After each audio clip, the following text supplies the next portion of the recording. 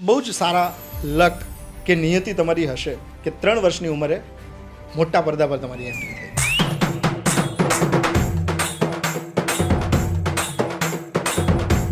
બચ્ચન સાહેબ સાથે તમે કામ કર્યું. મેં એમની સાથે 2 ફિલ્મો કરી, તૂફાન અને ગંગા જમના સરસ્વતી. અમિતજીનું બાળપણ, નાનો અમિતાભ, નાનો ગંગા. मेरा दूध का दांत तोड़ा है एक दिन यहीं इसी जगह. अगर मैंने तुम्हारी बत्ती सी न तोड़ी तो मेरा नाम भी गंगा नहीं. ત્યારે તમને કયા હીરો ગમતા હતા? સંજીવ કુમાર, ધ સંજીવ કુમાર આવીને આમ કરીને સ્ક્રિપ્ટ જુએ, ચલો ટેક કરતે હૈ. ठाकुर न झुक सकता है न टूट सकता है. ठाकुर सिर्फ मर सकता है काशीराम. અમરીશ પુરી ખરેખર ડોન છે? આવા બધા સવાલો તમારા મિત્રો પૂછતા સ્કૂલે આવો ત્યારે? હું જ્યારે પાછું આવું ને ત્યારે મને પૂછે, આજે કઈ હિરોઈન સાથે કામ કર્યું? ડિમ્પલ સાથે. ડિમ્પલ કેવી લાગે છે? ડિમ્પલ મેં કહું મારી માનો રોલ કરે છે. તો વેનિટીમાં સ્ક્રિપ્ટ આપી જાય, આવું ગુજરાત ઇન્ડસ્ટ્રીમાં હોય છે ખરું? કારણ કે હવે ફિલ્મો નથી બનતી, હવે પ્રોજેક્ટ્સ બને છે. વાહ, બહુ સાચી વાત. ઇન્ડિયન સિનેમાથી કયા એવા ફેસ કે જેને બહારના દેશમાં વધારે પસંદ કરે, લાઈક કરે? ઇન્ડોનેશિયામાં શાહરૂખ ખાન ભગવાનની જેમ પૂજાય છે સાહેબ. He is one of the finest romantic heroes India has ever seen. તમે રશિયા જાઓ, 5,000 માણસ એક સાથે જીમી જીમી જીમી, આજા આજા આજા. વિયેતનામ, બ્રુનેઈ, કંબોડિયા, સૌથી પોપ્યુલર તો અવિકા ગૌર નામની એક્ટ્રેસ છે, બાલિકા વધુ. બાલિકા વધુવાળી. તમે પ્રેમ માટે શું કહેશો? મારો પ્રેમ, મિત્તલબેન સાંભળવાના છે. માં એટલે શું? મારી માં મારો બાપ બનવા ગઈ, એમાં ન માં રહી ન બાપ બની શકી, ન બાપ બની શકી. આજે મારી માં શરીરથી સ્ત્રી છે, મગજથી પુરુષ બની ગઈ. મગજથી પુરુષ બની ગઈ. હું મારા પપ્પાને ક્યારે માફ નહીં કરી શકું.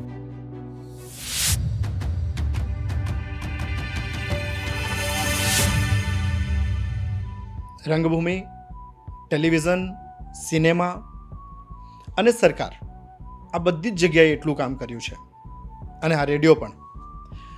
એટલે કોઈ ક્ષેત્ર એવું બાકી નથી કલાનું કે જ્યાં એમને કામ નહીં કર્યું હોય. એટલા માટે એ ઘણા બધા લોકો માટે, ઘણા બધા યુવાનો માટે પ્રેરણારૂપ છે. આજે પણ ફિલ્મ ઇન્ડસ્ટ્રી સાથેની તેમની જર્ની ચાલી જ રહી છે, પણ એમની પાસે બહુ બધા કિસ્સાઓ છે, બહુ બધી યાદો છે, બહુ બધી વાતો છે, અને આ ઇન્ડસ્ટ્રીની એક જુદી સમજ છે. આજના આપણા પોડકાસ્ટમાં આપણે એ સમજ કેળવવાનો પ્રયત્ન કરવો છે.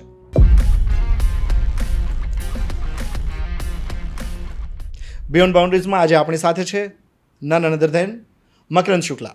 મકરંદભાઈ, કેમ છો? ખૂબ મજામાં, ખૂબ મજામાં. Thank you so much Jitubhai. અને મને પર્સનલી ખૂબ આનંદ છે. થોડુંક તમારા વિશે વાત કરીએ. તમે આટલી સરસ મારા વિશે વાત કરી કે હું એક એવા વ્યક્તિ સાથે વાર્તાલાપ કરવાનો છું કે જેને સિનેમા પ્રત્યે એટલો જ પ્રેમ છે જેટલો મારો નાતો રહ્યો છે સિનેમા સાથેનો. જેના કારણે ડૉક્ટર જીતુ ભાઈ એટલે દર્શક મિત્રોને અને જે આ પોડકાસ્ટ જોઈ રહ્યા છે કે ડૉક્ટર સાહેબની જે ડૉક્ટરેટ છે એમાં સિનેમા ઠાંસીને ભરેલું છે. સિનેમા માટેનો પ્રેમ એટલો છે કે સૌથી વધારે ગુજરાતી ફિલ્મ જોઈ છે, અને તમને પડદા પર બહુ જ જોયા છે. 2-1 વર્ષની મારી ઉંમર હશે. હું 1983માં જન્મ્યો, એટલે 85માં 2 વર્ષ થયા. તો તમે 80 થી 85માં 20 તો ફિલ્મ કરી લીધી હતી. બાળ કલાકાર તરીકેની તમારી જે જર્ની હતી, ત્યાંથી જ વાતની શરૂઆત કરવી છે. બહુ જ સારા લક કે નિયતિ તમારી હશે કે 3 વર્ષની ઉંમરે મોટા પડદા પર તમારી એન્ટ્રી થઈ. શરૂઆત કેવી રીતે થઈ? વંશવાદનો આરોપ હું સ્વીકારું છું સહર્ષ. માતા પિતા બંને ખૂબ જાણીતા અભિનેતા અભિનેત્રી, હર્ષદ શુક્લ અને અન્નપૂર્ણા શુક્લ. મા તો હજી એ ખૂબ કાર્યરત છે અને ખૂબ આદરણીય એમનો એક સ્પાન રહ્યો છે છેલ્લા 50 વર્ષનો. પણ મમ્મી પપ્પા ગુજરાતી સિનેમાના એ સુવર્ણકાળમાં ચરિત્ર અભિનેતા અભિનેત્રી તરીકે ખૂબ સક્રિય હતા. એ દોર હતો જ્યારે અરુણા ઈરાનીજી, કિરણ કુમાર, રીટા ભાદુરીજી, અરવિંદ કિરાડ, અસરાનીજી, આ બધા ધૂમ મચાવી રહ્યા હતા. યંગ અને ડાયનામિક ડિરેક્ટર્સ જન્મી રહ્યા હતા. અબ્બાસ મસ્તાન સાહેબ, તાલુકદાર બંધુઓ, મેહુલ કુમાર, આમ તો જામનગરથી આવેલા અને પાલનપુરથી આવેલા, અને આ બધાનો એક મેળાવડો 2 સ્ટુડિયોઝ હતા, લકી અને લક્ષ્મી, હાલોલ, અને મા અને પપ્પા બંને એવી એક ફિલ્મ માં વિના સુનો સંસાર માં અભિનય કરે. એમાં અરુણા ઈરાનીજીના દીકરા માટે એક બાળ કલાકારને બોમ્બેથી બોલાવેલો, જે અમુક કારણોસર ન કરી શક્યો પરફોર્મ.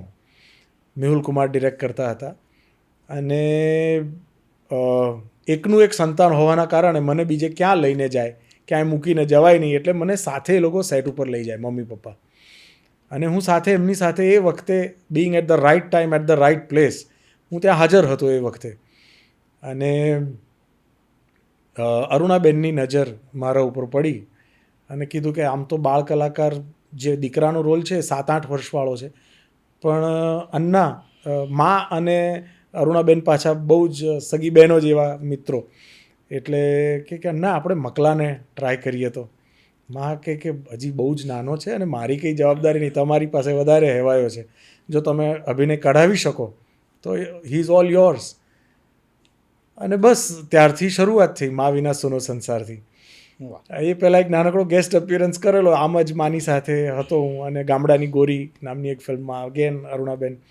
પણ મા વિના સુનો સંસારથી મારું ઓફિશિયલ ડેબ્યુ થયું અરાઉન્ડ 1980, ગઈ સદીના છેલ્લા 20 વર્ષ. આમ તો હું પોડકાસ્ટ કરું ને એટલે હું આવો સ્ટાન્ડર્ડ સવાલ લગભગ પૂછવાનું અવોઇડ કરું કે તમે કેવી રીતે શરૂઆત કરી, પણ તમને પૂછવું પડે એવું કારણ હતું, એટલા માટે પહેલો જ સવાલ આ થ્રો કર્યો. મારે સમજવું હતું એ અરુણાબેન સાથે તમે જેમ કહ્યું ને કે તમારો હેવાયો છે, તમે એમની પાસે કામ કઢાવો, આવો જવાબ અને આંટીએ એમને આપ્યો. તમે તો એમને સેટ પર જોયેલા હશે, એમની સાથે કામ કર્યું છે. બાય નેચર એ ફિલ્મના પડદા ઉપર જે મારફાડ દેખાય છે એવા જ છે? કેવા છે અરુણા ઈરાની? એવા જ છે. અચ્છા. જો તમને રસ પડે તો, એટલે કે દર્શકોને જો મજા પડે તો ફિલ્મી પરિવારો વિશે જાણવામાં જો રસ હોય તો ઈરાની પરિવારનું જે કોન્ટ્રીબ્યુશન રહ્યું છે એ અભૂતપૂર્વ અને ન ભૂતોનો ભવિષ્યથી રહ્યું છે. અરુણા ઈરાનીજીના પિતાજી ખૂબ જાણીતા પ્રોડ્યુસર, ડિરેક્ટર, અને હિન્દી ફિલ્મોમાં એમનું અમૂલ્ય પ્રદાન, અને ત્યાર પછી એમની પર્સનલ અંગત જીવનની જે એક સંઘર્ષ ગાથા રહી છે એ પણ એક કોઈ સુપરહિટ ફિલ્મથી ફિલ્મની સ્ટોરી જેવી છે. ફિલ્મની સ્ટોરી જેવી છે. એમના કરતાં નાના ભાઈઓને એમણે મોટા કર્યા એકલા હાથે એમ કહી શકાય, અને એક સ્ટ્રગલ, એ પણ ચાઇલ્ડ એક્ટ્રેસ તરીકે એમણે શરૂઆત કરી હતી એમની કરિયરની. અને સો શી નોઝ ઇન્ડસ્ટ્રી જાણકાર અમુક જે લોકો છે ને એમાં અરુણા ઈરાની શિરમોર છે. ભારતીય સિનેમાને, હિન્દી સિનેમાને ખાસ કરીને એમનું મહેમૂદ સાહેબ સાથેનું જે એક આખું લાંબુ યોગદાન અને કાર્યકાળ રહ્યો, પોતે એઝ એન એક્ટ્રેસ પછી ગુજરાતી સિનેમામાં એમનો જે અગાધ કોન્ટ્રીબ્યુશન રહ્યું એમનું, એ એક આખો દાયકો એમણે જે રાજ કર્યું એમ કહેવાય, lady Bachchan of Gujarati cinema કહેવાતા. અને એમના ભાઈઓ પણ, ફિરોઝ ઈરાની સાહેબ, અદી ઈરાનીજી, ઇન્દર કુમાર, અને એક કોમેડિયન તરીકે, એક આસિસ્ટન્ટ ડિરેક્ટર તરીકે, એક એસ્પાયરિંગ એક્ટર તરીકે શરૂ કરનાર ઇન્દુ કુમાર, આગળ જતાં પછી ભારતીય સિનેમાને one of the most successful અને most entertaining director Indra Kumar તરીકે પ્રાપ્ત થાય છે. એટલે ઇનવેલ્યુએબલ, અમૂલ્ય કોન્ટ્રીબ્યુશન રહ્યું છે. અને આટલો બધો સંઘર્ષ જ્યારે કોઈએ વેઠ્યો હોય ત્યારે વ્યક્તિ અંગત જીવનમાં પણ હીરો હોય છે, અને અરુણા ઈરાની એ હીરો છે પોતાના જીવનના, એ હિરોઈન નથી. ટિપિકલ મેલ ફિમેલ ભાષામાં આપણે વાત કરીએ, બહુ સ્ટીરિયોટાઇપ, તો she is the hero, she is the protagonist of her own life and surrounding also. એટલે એક બહુ પ્રેરણાદાયી વ્યક્તિત્વ છે. ત્યારે તમને કયા હીરો ગમતા હતા? બહુ નાની ઉંમર હતી. મને તો જે મારી ફર્સ્ટ ઇમ્પ્રેશન આવતી જાય, પણ હું કિરણ કુમારથી ખૂબ પ્રભાવિત હતો. ઓફકોર્સ એ લાંબો જબરદસ્ત personality. જબરજસ્ત પર્સનાલિટી અને ખૂબ પ્રભાવક વ્યક્તિત્વ, કાશ્મીરી હા પંડિત. પણ મારા ઉપર સૌથી વધુ જો બહુ જ ઓછા સમય પૂરતી પણ દીર્ઘકાલીન જે આજ સુધી રહી છે એવી જો કોઈ અસર રહી હોય તો મારા પિતાજીની, હમ હર્ષદ શુક્લની. કારણ કે બહુ જ વરાયટી ઓફ કેરેક્ટર્સ એમને કરવા ગમતા. એમની કરિયર જે લોકોને જાણવામાં રસ હશે તો એમણે ક્યારેય રિપીટેટિવ કામ નથી કર્યું. કારણ કે he was a character actor, supporting actor જેને આપણે કહીએ. બહુ ગંદો વર્ડ છે આમ તો, સપોર્ટિંગ Support. એક્ટર. એ ચરિત્ર અભિનેતા છે, ઇઝ અ કેરેક્ટર એક્ટર. જે અને એ લોકો એમણે જે રંગભૂમિ પર હોય કે સિનેમામાં જે વરાયટી ઓફ રોલ્સ કર્યા એના કારણે મને એ સૌથી વધારે આકર્ષે છે હજી આજે પણ. ત્યારબાદ સંજીવ કુમાર સાહેબ અને ત્યારબાદ કમલ હસન.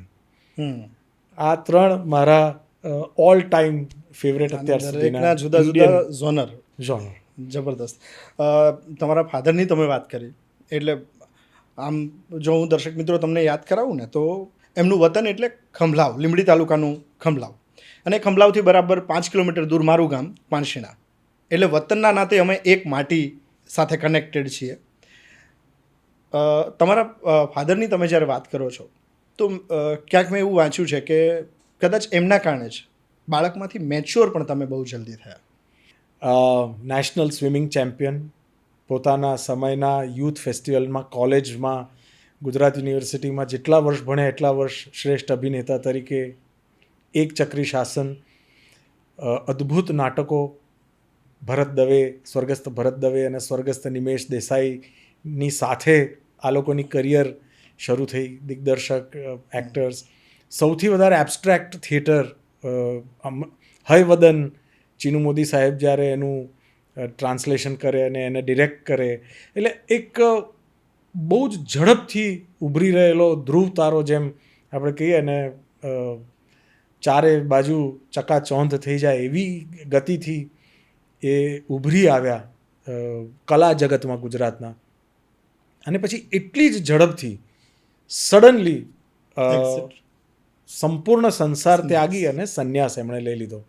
હું 8 વર્ષનો હતો અને મારી કરિયર પીક ઉપર હતી as a child actor. Hindi ફિલ્મો શરૂ થઈ ગઈ હતી મારી અને મુંબઈ લગભગ રહેવાનું થતું હતું. અને એ દરમિયાન વાઇલ મારું પ્રોફેશનલ ગ્રોથ ખૂબ થઈ રહ્યો હતો અને પબ્લિક લાઈફમાં હું ખૂબ જાણીતો હતો. એ દરમિયાન પર્સનલ લાઈફમાં એક દિવસ સવાર પડે અને એમ થાય કે આજે સૂરજ ઉગ્યો જ નથી, હા એવી સ્થિતિ થઈ. મારા માટે એ સમજવું બહુ જ કન્ફ્યુઝિંગ હતું, જે સમજતા મને લાંબો સમય લાગ્યો. પણ મારી મા માટે એ સંઘર્ષનો સમય હતો. કોઈ પણ પડી ભાંગી શક્યું હોત, કાં તો બીજા કોઈ સહારા લીધા હોત, પણ શી ડિસાઇડેડ કે હું એઝ અ સિંગલ પેરેન્ટ હું જ મકરંદની મા અને બાપ બંને બનીશ. અને પછી એક જુદો સિંગલ પેરેન્ટલ ચાઇલ્ડ તરીકેનો, અને એમાં ક્યાંય મારા પિતાને વિલન બનાવ્યા વગર એ ઉછેર કરવો. સો એ શ્રેય હું મારી માને આપું છું. પણ જે એક બાળક તરીકે સિંગલ પેરેન્ટલ, કોઈ લંગડા વ્યક્તિને તમે પૂછો કે બીજા પગનું મહત્વ શું છે, આ એવું છે. પણ છતાં તમે સતત તમારી જર્ની ચાલુ રાખી છે. બહુ મોટું નામ થયું મકરંદભાઈ. મને એ સમજવું છે, આ બધું જ મળ્યું એની પાછળ કર્મને માનો છો કે નસીબને? નસીબ જે કરાવે કર્મ, એ કર્મને પૂરેપૂરી મહેનત અને પુરુષાર્થ સાથે કરવું, એવું હું અત્યાર સુધીમાં ડીકોડ કરી શક્યો છું જ્યારે પાછું વળીને જોઉં છું ત્યારે. કારણ કે કર્મ તો ઘણા બધા કરવા હોય છે. મને પણ રસ હોય કે હું ભારતનો વડાપ્રધાન બનું, અને એટલા બધા મારા સપનાઓ છે કે હું લાલોનો ડિરેક્ટર હોત તો આજે આપણે જ્યારે વાત કરી રહ્યા છીએ ત્યારે એક નવો દોર શરૂ થઈ ચૂક્યો છે ગુજરાતી સિનેમાનો. એક પ્રી લાલો હશે અને એક પોસ્ટ લાલો, એવી રીતે ગુજરાતી સિનેમાનો ઇતિહાસ લખાશે.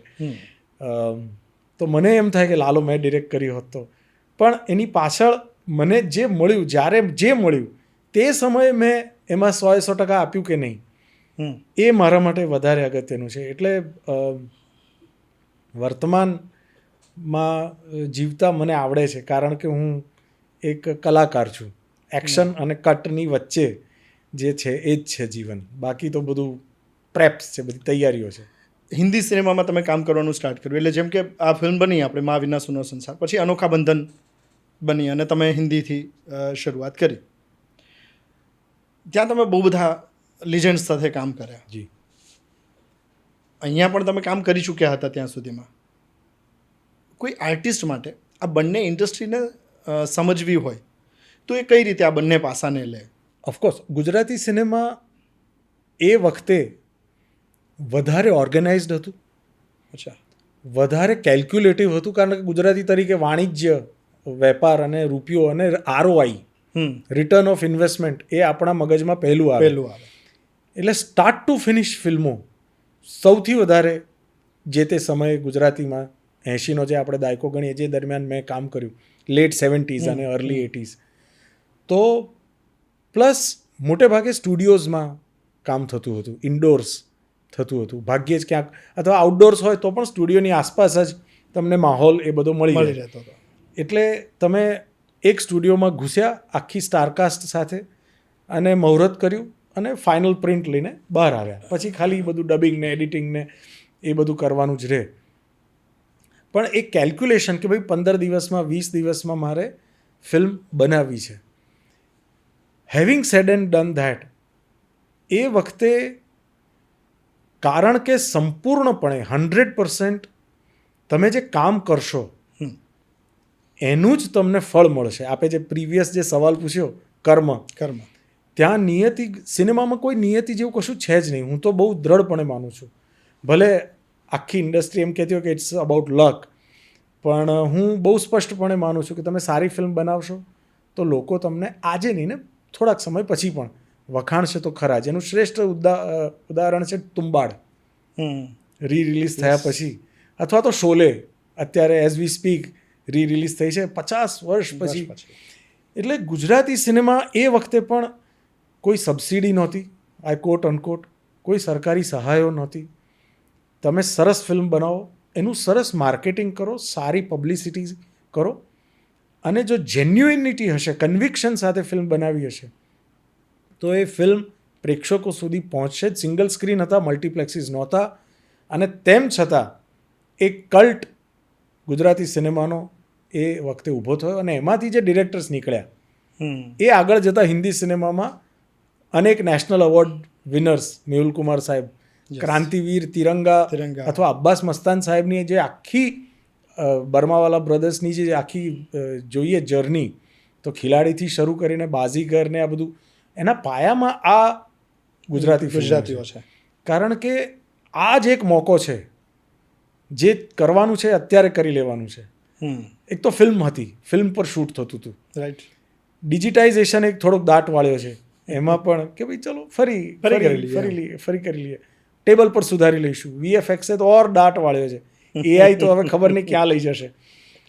પણ એટલે જ્યારે હિન્દીમાં બજેટ મોટા હોય અને તમને તમારી રીતે કરવાનો એક મોકો હોય, એટલે બંનેના ચેલેન્જીસ પણ અલગ અને બંનેના સ્કોપ્સ પણ અલગ. તો એ વખતે રીટેકનું ટેન્શન હોય કે વધારે રીટેક આપણી સાઈડથી ન જવા જોઈએ. તમારે ક્યારે એવું થયું હતું? મને આજે થાય છે. હું છેલ્લા 2 વર્ષથી જ્યારે પાછો સક્રિય થયો છું ગુજરાતી સિનેમામાં, અને મારી સેકન્ડ ઇનિંગ જેમ કહી શકાય, કે એટલે ગુજરાતી કે હિન્દી સિનેમા જે પણ ગણો તે, પણ સિનેમામાં હું જ્યારે પાછો આવ્યો છું તો હું જોઉં છું કે રિહર્સલનું મહત્ત્વ જ જતું રહ્યું છે. તમને એક અસિસ્ટન્ટ ડિરેક્ટર આવી અને તમારી વેનિટીમાં કે રૂમમાં આવીને ડાયલોગ્સ આપી જાય, એ ડાયલોગ્સ તમારે ગોખી લેવાના. તમારા કો એક્ટર્સની સાથે તમારો કોઈ રેપો ન હોય, સીધા સેટ ઉપર તમે મળો અને સીધો ટેકથી જ શરૂ થાય. પછી પહેલો ટેક, બીજો ટેક, ત્રીજો ટેક, ચોથો ટેક, 5-6 ટેક એ લોકો અલગ અલગ, 2 camera setup, 3 camera setup, multi camera સેટઅપથી હવે ફિલ્મો. એટલે હમણાં જ એક ઇન્ટરવ્યૂમાં હું સાંભળી રહ્યો હતો, પરેશ રાવલ સાહેબે કીધું કે હવે શૂટિંગ નથી થતું, હવે કવરેજ થાય છે, ન્યૂઝ કવરેજ તેમ થાય ને એવી રીતે કવરેજ થાય છે, કારણ કે હવે ફિલ્મો નથી બનતી, હવે પ્રોજેક્ટ્સ બને છે. વાહ, બહુ સાચી વાત. એટલે આ એટલું સટીક એમણે પિન પોઈન્ટ એમનું બી કરીને observation. ઓબ્ઝર્વેશન કર્યું છે, જે રિહર્સલનું મહત્ત્વ છે. તમે એક એક્ટર સાથે વર્કશોપ્સ કરીએ આપણે, આ તે છે, એ બધું બરાબર છે એની જગ્યાએ, કે સિનેમા પહેલાં વર્કશોપ કર્યું તમે એક એક્ટર સાથે ઇન્ટેન્સિટી અને ઇન્ટીમસી કેળવવા માટે થઈને, પણ સ્ટીલ સેટ ઉપર પહોંચ્યા પછી, અત્યારે આ માહોલમાં પહોંચ્યા પછી ડૉક્ટર જીતુ બાંધણિયા અને મકરંદ વચ્ચે જે એક ઓરાની આપલે થાય છે, કેમિસ્ટ્રી બને છે, એ જ ત્યાં જવાની છે. આપણે આની પોડકાસ્ટ શરૂ થતાં પહેલાં જે 2 કલાક વાતો કરી કે આપણે કેટલા વર્ષથી એકબીજાને ઓળખીએ છીએ, it just doesn't matter at all. True. જે અત્યારે થશે તે જ લોકો સામે સત્ય જવાનું છે. છે. ટ્રુ. વેનિટીમાં સ્ક્રિપ્ટ આપી જાય, આવું ગુજરાત ઇન્ડસ્ટ્રીમાં હોય છે ખરું? હા, બધે જ આ થઈ રહ્યું છે. અને તકલીફ એ છે કે હિન્દી સિનેમાની અત્યારે જે દુર્દશા આપણે જોઈ રહ્યા છીએ, એ દુર્દશામાંથી ગુજરાતી સિનેમાના મોટા ભાગના ફિલ્મ મેકર્સ હજી શીખી નથી રહ્યા. આપણે એ સત્ય માનીને ચાલવું જોઈએ કે આપણે એક રિજનલ લેંગ્વેજ ફિલ્મ ઇન્ડસ્ટ્રી છીએ. આપણે ક્યારેય ઇન્ડિયન ફિલ્મ ઇન્ડસ્ટ્રી અથવા હિન્દી ફિલ્મ ઇન્ડસ્ટ્રી જેને કહીએ એ નથી બની શકવાના, અને બનવાનો પ્રયત્ન કરવો પણ ન જોઈએ. આપણું આદર્શ હોવું જોઈએ as Gujarati film makers, Bengali cinema, Malayalam cinema, Marathi cinema એકદમ નજીકમાં, પાડોશમાં છે, અને એ તો હિન્દી સિનેમાના પડછાયામાં રહે છે, તેમ છતાં પોતાની આગવી ઓળખ ઊભી કરી છે. પણ આપણે યાર આ કરીએ, પેલું હિન્દીમાં જે હતું બધું આમ તામઝામ ઊભો કરવાનો જે એક વ્યર્થ પ્રયત્ન કરીએ છીએ, એમાં ઊંધા માથે એમની જેમ જ પટકાઈશું, અને આજ સુધી પટકાતા રહ્યા છીએ. મેકિંગની સાથે પબ્લિસિટી મારો કોર સબ્જેક્ટ છે. પબ્લિસિટીમાં આવા જ વર્ડ્સ યુઝ થતા હોય છે કે અમે હિન્દી જેવું બનાવવાનો પ્રયત્ન કર્યો છે. એક્ઝેક્ટલી સિનેમા બનાવવાનો પ્રયત્ન કર્યો છે એવું નથી આવતું એમ. અને ગુજરાતી ઓડિયન્સને વિથ ઓલ ડ્યુ રિસ્પેક્ટ બધા જ મિત્રો છે, પણ ગુજરાતી કોઈ ફિલ્મ ગુજરાતમાં હિટ ગઈ તો હવે એને હિન્દીમાં ડબ કરી અને અમે રિલીઝ કરી રહ્યા છીએ. એ પબ્લિસિટીનો ફાયદો ગુજરાતી ઓડિયન્સમાં લેવાનો એક પ્રયત્ન આપણે કરતા હોઈએ છીએ, which is fair. Everything is fair in RY માટે એ વસ્તુ થઈ શકે કે અહીંથી પણ કવર થાય એમ. મને દુઃખ ક્યાં થાય છે મારી બેકગ્રાઉન્ડના કારણે કે અવતાર રિલીઝ થવાની છે, કે F1 ફોર્મ્યુલા 1 બ્રેડ પિટની આવે કોઈ ફિલ્મ, તો એ ગુજરાતીમાં કેમ ડબ થઈને ગુજરાતમાં રિલીઝ નથી થતી?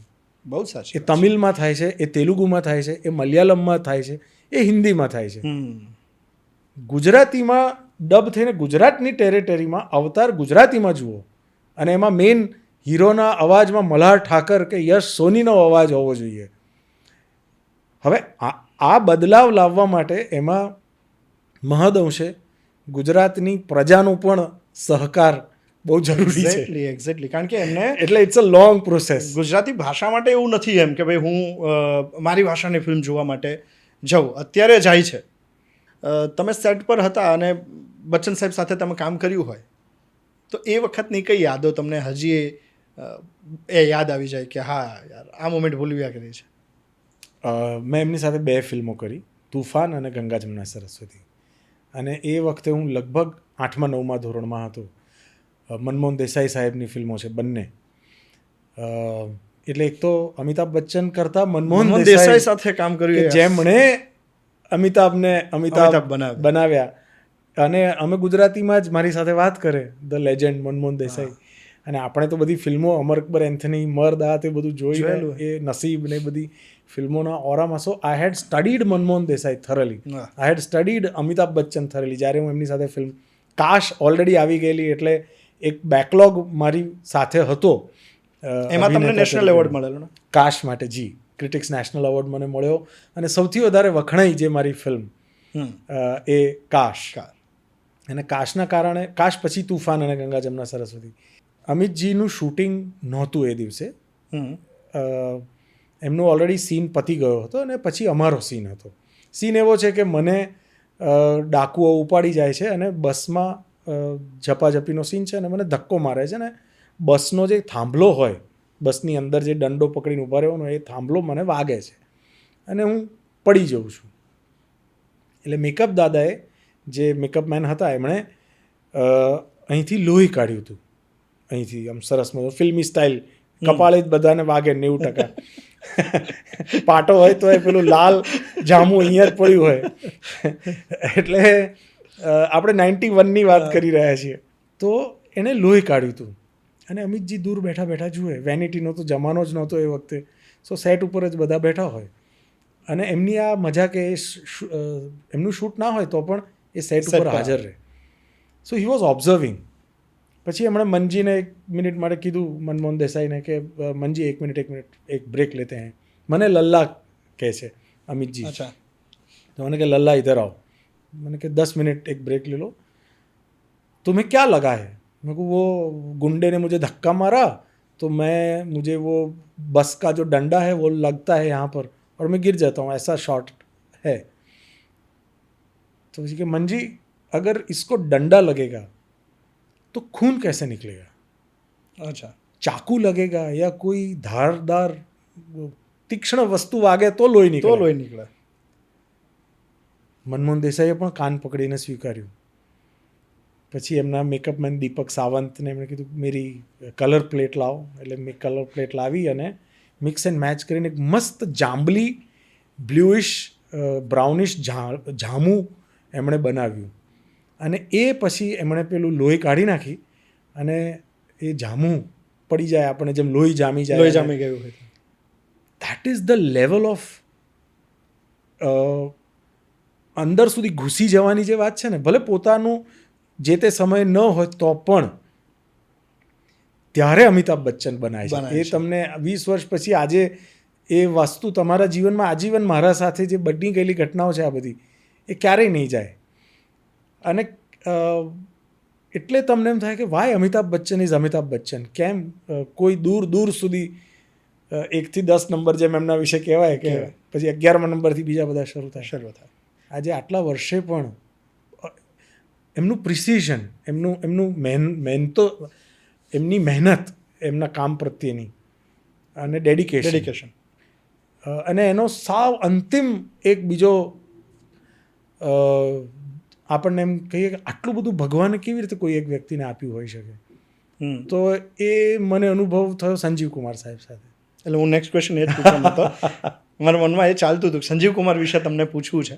સંજીવભાઈ સાથે તમે ગુજરાતીમાં વાતો કરતા સેટ પર? હા, એકદમ. મને હસતા એમણે શીખવાડ્યું.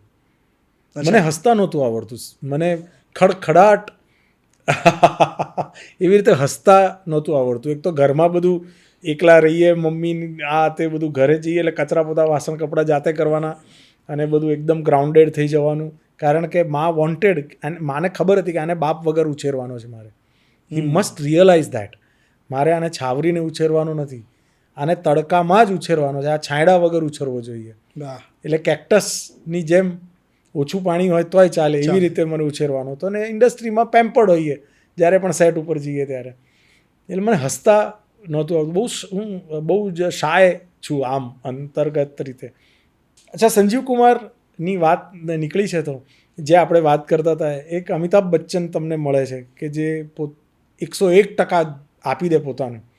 અને બીજી બાજુ, અને મારું સદભાગ્ય કે સંજીવ કુમાર સાહેબની છેલ્લી શૂટ થયેલી ફિલ્મ રાહી, એમાં એમની સાથે મેં કામ કર્યું અને ખૂબ સરસ અભિનય કરવાનો એમની સાથે લાંબો રોલ મારો.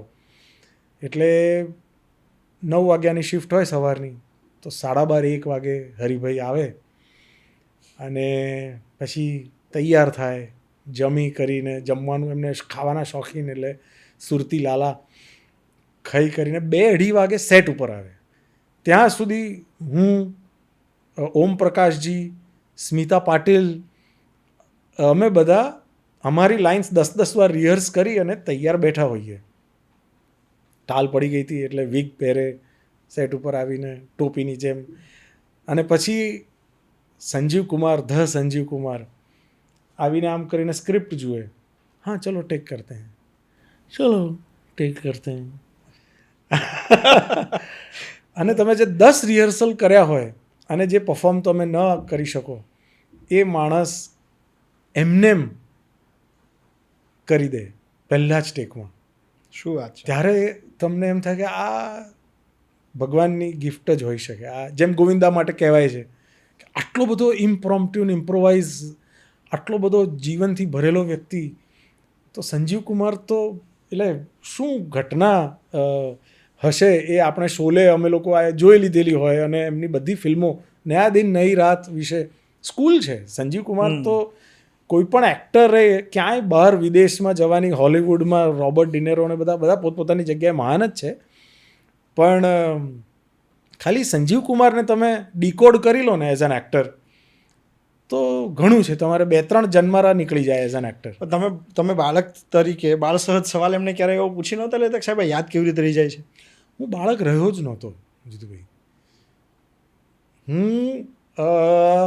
મારું બાળપણ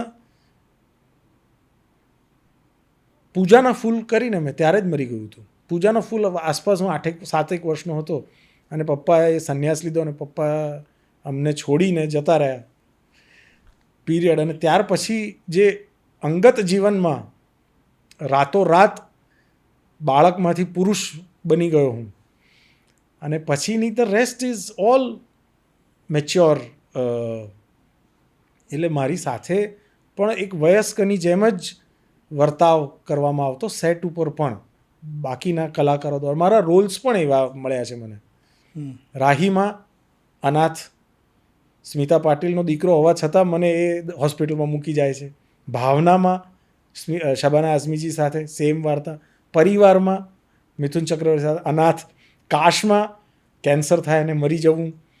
તુફાનમાં મારા માતા પિતાને મારી નજર સામે ફારૂક શેખ અને ઝરીના વાબને મારી નાખે. અને પછી ગંગા જમના સરસ્વતીમાં બાળપણમાં મારો મામો અમરીશ પુરી મારી ઉપર અત્યાચાર કરીને મને ને મારી મા નિરૂપારાને કાઢી મૂકે. એટલે મારી ફિલ્મો પણ અભિનય પ્રેરિત વધારે રહી છે. મારી પાસેથી અપેક્ષા એઝ અ ચાઇલ્ડ એક્ટર અભિનેતાની વધારે રહી છે. નોટ જસ્ટ કે કારણ કે હું બહુ સુંદર કે રૂપાળો કે એવો તો હું અનકન્વેન્શનલી માંજરી આંખોવાળો કે એવું કંઈ તો હતો પણ નહીં. I was a very conventional looking child actor. પણ જેવા પરફોર્મન્સ ઓરિએન્ટેડ જે રોલ્સ મને મળ્યા અને એના માટે મને ગુજરાતથી મુંબઈ પ્રોડ્યુસર્સ તેડાવતા, આ એક ફેક્ટ છે જે હું કદાચ પહેલીવાર કેમેરામાં પ્રેક્ષકો સુધી કહી રહ્યો છું કે મારી લગભગ દરેક હિન્દી ફિલ્મમાં મારો જે કોન્ટ્રાક્ટ મની હોય એના કરતાં મારું કન્વેયન્સ મની વધી ગયું હોય. કારણ કે એ વખતે ખાલી એક જ એરલાઇન્સ હતી, ઇન્ડિયન એરલાઇન્સ. ફ્લાઇટમાં હું સવારે જઉં, સાંજે પાછું આવું. આવું મહિનો ચાલે. અને ગુજરાતમાં રહે મેં 20 હિન્દી ફિલ્મો કરી. અને એક ગુજરાતી તરીકેનું મને ગૌરવ છે. અને પેલા અમરીશ પુરીને તમે સેટ પર મળતા હોય તો અમરીશ પુરી કેવા હતા? અરે એમની સાથે મેં 2 ફિલ્મો કરી. એમની સાથે પણ અગેન હમ ફરિશ્તે નહીં નામની એક ફિલ્મ હતી જેમાં પણ ક્લાઇમેક્સમાં મેઇન વિલન એ ઓફકોર્સ અને મારી ઉપર જ ફિલ્મમાં આવ્યું છે. પણ ગંગા જમના સરસ્વતીમાં ખાસ કરીને બિકોઝ આઈ પ્લે અમિતજીનું બાળપણ, નાનો અમિતાભ, નાનો ગંગા, અને નિરૂપા રોય મારી મા, અમરીશ પુરી મારા મામા. અને જો યાદ હોય તો થોડુંક દ્રશ્ય બાંધી દઉં કે મોટો થઈ અને અમિતાભ બચ્ચન મોટો ગંગા પેલું ખભે મગરમચ્છ બાંધી અને અમરીશ પુરીના 32 દાંત તોડી નાખે છે એક જ મુક્કો મારીને. આ બધું મનમોહન દેસાઈ સ્ટાઇલ ફોર્મેટ, બધું લોજિકથી પર. એનો પાયો આ મારા સીન પર હતો કે જ્યારે અમરીશ પુરી મને મુક્કો મારી અને પાડી દે છે અને મારો એક દાંત તૂટી જાય છે ને હું પછી એ દાંત ધૂળમાંથી ઉચકી અને કસમ ખાઉં છું કે કંસ મામા आज से मेरे लिए तुम्हारा यही नाम है कंस मामा, तुमने मेरा दूध का दांत तोड़ा है, मेरी माँ की बेइज्जती की है. एक दिन इसी जगह अगर मैंने तुम्हारी बत्ती सी ना तोड़ी तो मेरा नाम भी गंगा नहीं. कट टू मोटो अमिताभ. એટલે એ 4-5 દિવસ દરમિયાન અમરીશ પુરી સાહેબ સાથે જે પણ આ બધી સ્કૂલ્સ છે, આ બધી જીવતી જાગતી ઇન્સ્ટિટ્યુશન્સ છે. ધીઝ આર એમની સાથે પ્રત્યક્ષ કામ કરીને જે તમને શીખવા મળે, એમને ઓબ્ઝર્વ કરીને જે શીખવા મળે, નાની તમને ટ્રિવિયાઝ અને ટિપ્સ આપે એ લોકો. શાબાના આઝમી હોય કે શ્યામ બેનેગલ સાહેબ સાથે, ધીઝ આર અમેઝિંગ. તમને નહીં, ઓવરઓલ ગુજરાતને ગૌરવ હોય આવા ગુજરાતી પર, પણ અનફોર્ચ્યુનેટલી એમને યાદ નથી રહેતું કે આ ગુજરાતી આપણા ગુજરાતનું નામ બોલિવૂડમાં રોશન કર્યું છે. તો ભાઈબંધો તો તમને બાળ સહજ અમુક વસ્તુ આ લોકો માટે પૂછી લેતા હશે ને કે શબાના આઝમી કેવા છે, અમરીશ પુરી ખરેખર ડોન છે, આવા બધા સવાલો તમારા મિત્રો પૂછતા સ્કૂલે આવો ત્યારે? સ્કૂલમાં કોઈ મિત્રો જ નહોતા મારા, ઇવન કોલેજમાં કોઈ મિત્રો નહોતા. સ્કૂલ કઈ હતી? ગુજરાત લો સોસાયટી, GLS માં. કારણ કે પપ્પાના ગયા પછી મમ્મીએ ફૂલ ફ્લેજ એક્ટિંગને કરિયર તરીકે લેવાના બદલે, કારણ કે ઉચ્ચ શિક્ષિત હતા એટલે એમણે શિક્ષિકા તરીકે પોતાનું પ્રાઇમરી મોડ ઓફ અર્નિંગ, એટલે ગુજરાત લો સોસાયટીમાં જ 18 વર્ષ ટીચર પણ હતા. ઓકે. અને હું ત્યાં ભણતો હતો એટલે મારું ભણવાનું પણ સચવાઈ જાય, અમે જોડે જઈએ અને જોડે જ પાછા આવીએ. પણ GLSમાં બધા મને પેલો કોઈ મિલ ગયાનો જાદુ નથી, જેમ એલિયન એવી રીતે જોતા. કારણ કે હું મહિનામાં 5 દિવસ સ્કૂલ અટેન્ડ કરતો હોઉં માંડ, બાકીના દિવસોમાં શૂટિંગમાં વ્યસ્ત હોઉં. એટલે ક્યારેય મારા નામે કે મારી સ્મૃતિ વિશ્વમાં મારા કોઈ રમકડા નથી, કોઈ મિત્રો નથી, કોઈ સ્કૂલ પિકનિક્સમાં અમે ગયા હોઈએ ને આમ ત્યાં એન્જોય કર્યું હતું ને આવું હતું, કે કોઈ ક્રશ હોય કે આ મને બહુ ગમતી હતી કે આ ટીચર મને બહુ વહાલા હતા, એવું કંઈ કશું જ નથી. હા, અમારા સ્પોર્ટ્સના એક સર હતા, એ હું જ્યારે પાછું આવું ને ત્યારે મને પૂછે આજે કઈ હિરોઈન સાથે કામ કર્યું. ડિમ્પલ કેવી લાગે છે? ડિમ્પલ, મેં કહું મારી માનો રોલ કરે છે. તમારા મનમાં શું વિચારો ચાલે છે તમે જાણો સાહેબ, મારા માટે તો ડિમ્પલ આંટી છે. એટલે આ પેરાડોક્સમાં હું મોટો થયો છું.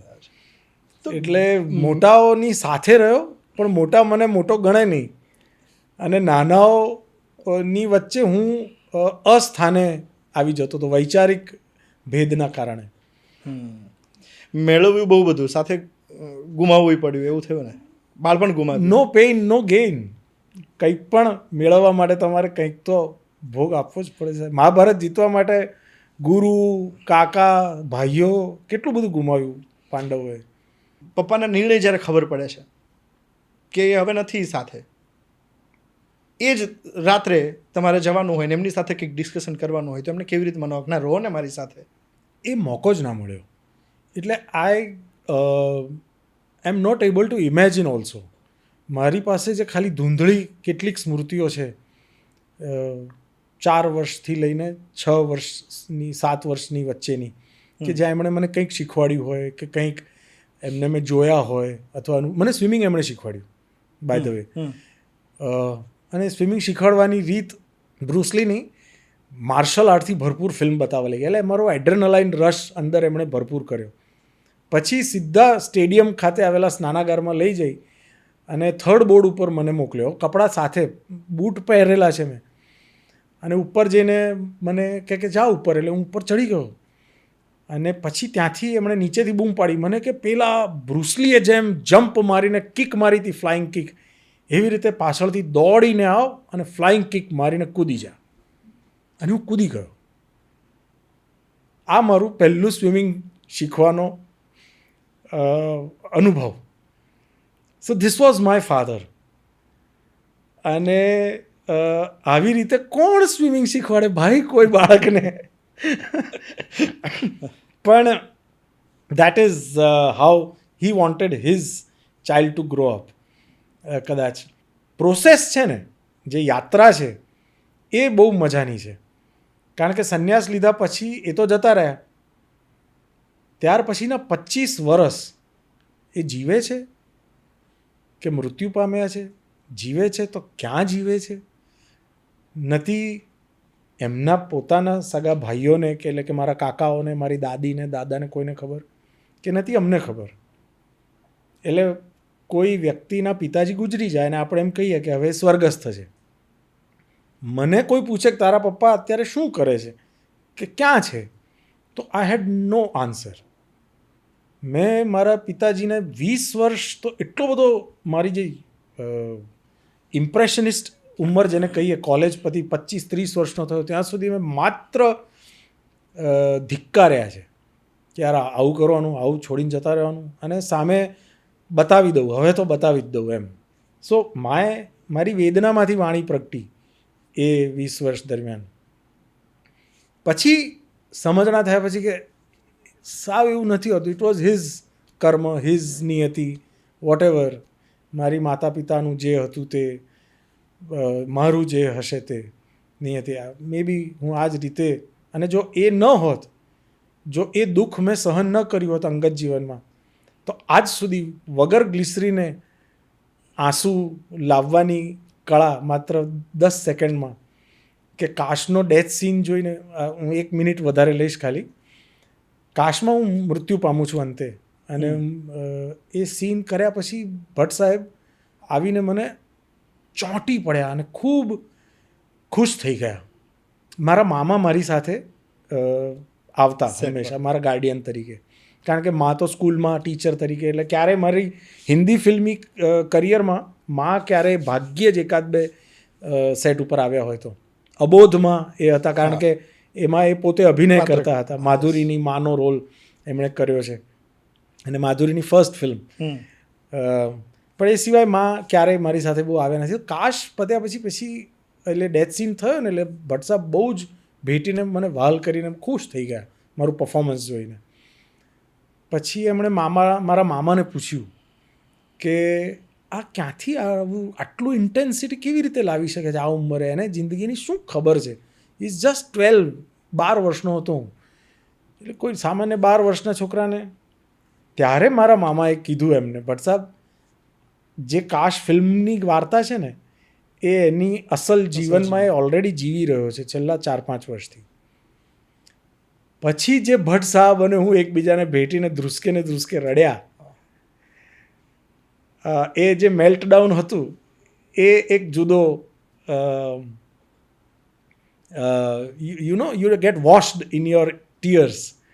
આંસુ એ જે નાય ને એમાંથી જે ચોખ્ખાઈ અને સ્વચ્છતા આવે, એ બીજી કોઈ દુનિયાનું કોઈ પાણી તમને એવા સ્વચ્છ ન બનાવી શકે. જે અશ્રુ શ્વેત રક્ત છે, લથપથની જે ઘટના છે ને, એટલે એ આવું બધું છે જીવનમાં. બહુ ફિલોસોફિકલ લાગે એવું જીવન હું હકીકતમાં જીવ્યો છું. પપ્પાએ સંન્યાસ લઈ લીધો પછી જીવનમાં અધ્યાત્મ રહ્યું કે એને ધિક્કારતા હતા? ના, લાંબો સમય જે સમજણો થયો નહીં ત્યાં સુધી તો એવું જ હતું કે બધા જ બાવાઓ આવા હોય. જ્યારે મેં પ્રોફેશનલી કામ કરવાનું શરૂ કર્યું ત્યારે કામ તો ઠીક, પણ ફિલોસોફિકલ અને આધ્યાત્મની વાતો કરવાની ખૂબ મજા મને ભાગ્યેશ ઝા સાહેબ સાથે આવે. એટલે આ બધા જ્યારે એવા વ્યક્તિઓ કે જેના પિતા ન હોય, એના ઘણા બધા પિતા હોય. એટલે મારી સાથે એ રીતે હું લકી પણ રહ્યો છું. I have been lucky to have learn from father figures like Mahesh Bhatt, એલવી પ્રસાદ, સંજીવ કુમાર. થોડો સમય માટે તમારા પિતા બન્યા છે આ બધા. મોટા થયા પછી ભાગ્યેશ ઝા, તમને જેમ કે ભર યુવાનીમાં નરેન્દ્ર મોદી સાહેબ, કે યાર ધીસ ઇઝ ધ મેન. આમ તમારો હીરો મુખ્યમંત્રી કેવો હોય, તમારો કેવો આ બધું ફટાફટ આ તે તડફડ વાળી ઘટના. સો ઓલ ધીસ પિતાજી હોત ને કદાચ, તો આ બધું કદાચ ના હોય. તો એક ચોક્કસ પપ્પાના જ ઇમ્પ્રેશનમાં હું પણ, જેમ પેલું કહ્યું ને કે તડકામાં જ ઉછર્યા છીએ એટલે બધી જ હવાઓને એબ્ઝોર્બ કરવાની, પણ પાછું કોઈનાથી વિચલિત નહીં થવાનું. ફિલ્મો તમે 40 જેટલી કરી ચૂક્યા હતા શાયદ ત્યાં સુધીમાં, અને પછી તમારે બ્રેક લેવાનો થયો. એક જુદી જવાબદારી તમને મળી, એ જવાબદારી હતી ICCRની. હા, તમે કન્ટિન્યુઅસ પડદા ઉપર કામ કર્યું, અને પછી એક ખુરશીમાં બેસીને જ્યારે, કારણ કે એ જવાબદારી આખી જુદી હતી, સામાન્ય ખુરશી નહોતી જે જવાબદારી તમે લીધી હતી એ. ઇન્ટરનેશનલી લોકોને કનેક્ટ કરવાના હતા, ગુજરાતને રિપ્રેઝેન્ટ કરવાનું હતું. આ તૈયારીઓ માટે અથવા આ વસ્તુ માટે અથવા સિનેમાનો રંગ છોડવા માટે મનને કેવી રીતે તૈયાર કર્યું? જ્યારે આ જવાબદારી મને મળી ત્યારે મેં મારી જાતને એક જ વાક્ય અરીસામાં જોઈને કીધું હતું કે હવે 24 કલાકનો એક્શન છે, વાહ, હવે આમાં કોઈ કટ નથી મકરંદ. આ એક નવો રોલ કરવાનો આવ્યો છે અને એમાં 24/7 ઇટ્સ લાઈક બિગ બોસ. 24/7 એક પાત્ર નિભાવવાનું છે. આજે જેઠાલાલ તરીકે દિલીપ જોશી 15-17 વર્ષથી એક જ પાત્ર નિભાવી રહ્યા છે અને કન્સિસ્ટન્ટલી નિભાવી રહ્યા છે. તો એમના જીવનમાં ક્યારેક એ ઘરે પણ અનાયાસે જેઠાલાલની જેમ બોલી જતા હશે. તો મેં મારી જાતને એ વખતે કીધું કે હવે અહીંથી આ જે દિવસે મેં સાઇન કર્યો કોન્ટ્રાક્ટ અને હું regional director of first ICCR regional office બન્યો અને એક જવાબદારી હતી કે ગુજરાતમાં વિદેશી વિદ્યાર્થીઓ લાવવા અને ગુજરાતમાં સાંસ્કૃતિક આદાન પ્રદાન કરવું. અને પછીના 4 વર્ષ બધું જ કોરાણે મૂકી દઈ અને 24/7 માત્ર એ જ કર્યું. આઈ એંગ્રોસ માય સેલ્ફ કમ્પ્લીટલી. જે આવે એમાં હું અત્યારે અહીંયા છું તો સંપૂર્ણપણે અહીંયા જ છું. પણ તેમ છતાં મને ખબર છે કે આ પૂરું થવાનું છે અને આમાંથી ડિટેચ પણ એટલી જ જલ્દી થતાં આવડે છે. એટલે બહુ વાંધો ના આવ્યો મને તરત એ રોલમાં એ પાત્રમાં ઘૂસી જતા. અને એ પૂરેપૂરી શિદ્દતથી કર્યું જેનું ફળ મળ્યું. એટલે આ કેસમાં ઓડિયન્સ સરકાર હતી અને દે સો કે આ જેન્યુઇન મહેનત કરી રહ્યો છે અને એના ફળ દેખાય. એક્ઝેક્ટલી ત્યાં પ્રોફાઇલ શું રહી, મતલબ જવાબદારીમાં શું રહ્યું અને કેવી રીતે એ પૂરું કર્યું? વિઝન છે ICCRનું, એક વિઝન સ્ટેટમેન્ટ છે, bringing the world to India and taking India to the world. એટલે વિદેશમાં દુનિયાભરમાં ICCR ભારતીય સંસ્કૃતિનું પ્રતિનિધિત્વ કરે છે અને ભારતની અંદર દુનિયાભરના દેશોમાંથી જે લોકો ઉચ્ચ શિક્ષણ માટે ભણવા માગે છે તમારા ત્યાં આવીને એમને ફૂલ્લી ફંડેડ સ્કોલરશિપ્સ આપે છે બેઝડ ઓન મેરિટ્સ. એટલે જે 4 વર્ષ જેવું હું ICCRમાં ગુજરાત રિજનલ હેડ તરીકે રહ્યો એ દરમિયાન મારું સોલ ફોકસ હતું કે ગુજરાતમાં શક્ય તેટલા સેલ્ફ ફાઇનાન્સ ઇન્ટરનેશનલ સ્ટુડન્ટ્સ આવવાના શરૂ થાય પોતાના પૈસે, પ્રેરાઈને ICCRના સ્કોલરશિપ સ્ટુડન્ટ્સમાંથી. એટલે એના પેરામીટર્સ અહીંયા સારી એમને સુવિધાજનક હોસ્ટેલ મળે, એના માટે યુનિવર્સિટીઝના વાઇસ ચાન્સેલર્સની સાથે રોજ માથાજીક કરવાની, એમને એમનું ઠીકઠાક ભોજન મળી રહે અને એમને સારું ઉચ્ચ શિક્ષણ મળે અંગ્રેજીમાં. It was a big challenge back then. Engineering બહુ જ સારા પ્રોફેસર્સ, પણ 80 જણાનો એન્જિનિયરિંગનો ક્લાસ હોય, બધા જ ગુજરાતી હોય, એટલે અનાયાસે પ્રોફેસર કે લેક્ચરર ગુજરાતીમાં સરી પડે, એન્જિનિયરિંગ જ ભણાવતા હોય. હવે એવામાં એક યુગાન્ડાની છોકરી કે અફઘાની છોકરો આવીને ક્લાસમાં બેઠો હોય અને ધેન ઇટ ઇઝ એક્સપેક્ટેડ કે યુ ટીચ ઇન ઇંગ્લિશ, કારણ કે you are suppose to teach in English. આમ તો એન્જિનિયરિંગ ઇવન આપણા ગુજરાતી છોકરાઓને પણ જ્યારે એન્જિનિયરિંગ કરીને બહાર જશે તો એના માટે જરૂરી છે માથાજીક તો બધી અંગ્રેજીમાં જ કરવાની છે, નોકરી જ્યાં કરશે ત્યાં. સો ઇંગ્લિશ ટેક્સ્ટબુક્સ જે ગુજરાતીમાં ભણાવાતી હતી એ એક ચેલેન્જ હતી બહુ મોટી. ઇન્ટરનેશનલ સ્ટુડન્ટ્સને અહીંયા લાવી એમના ગાર્ડિયન ફાધર તરીકે અનેક પ્રશ્નો હોય.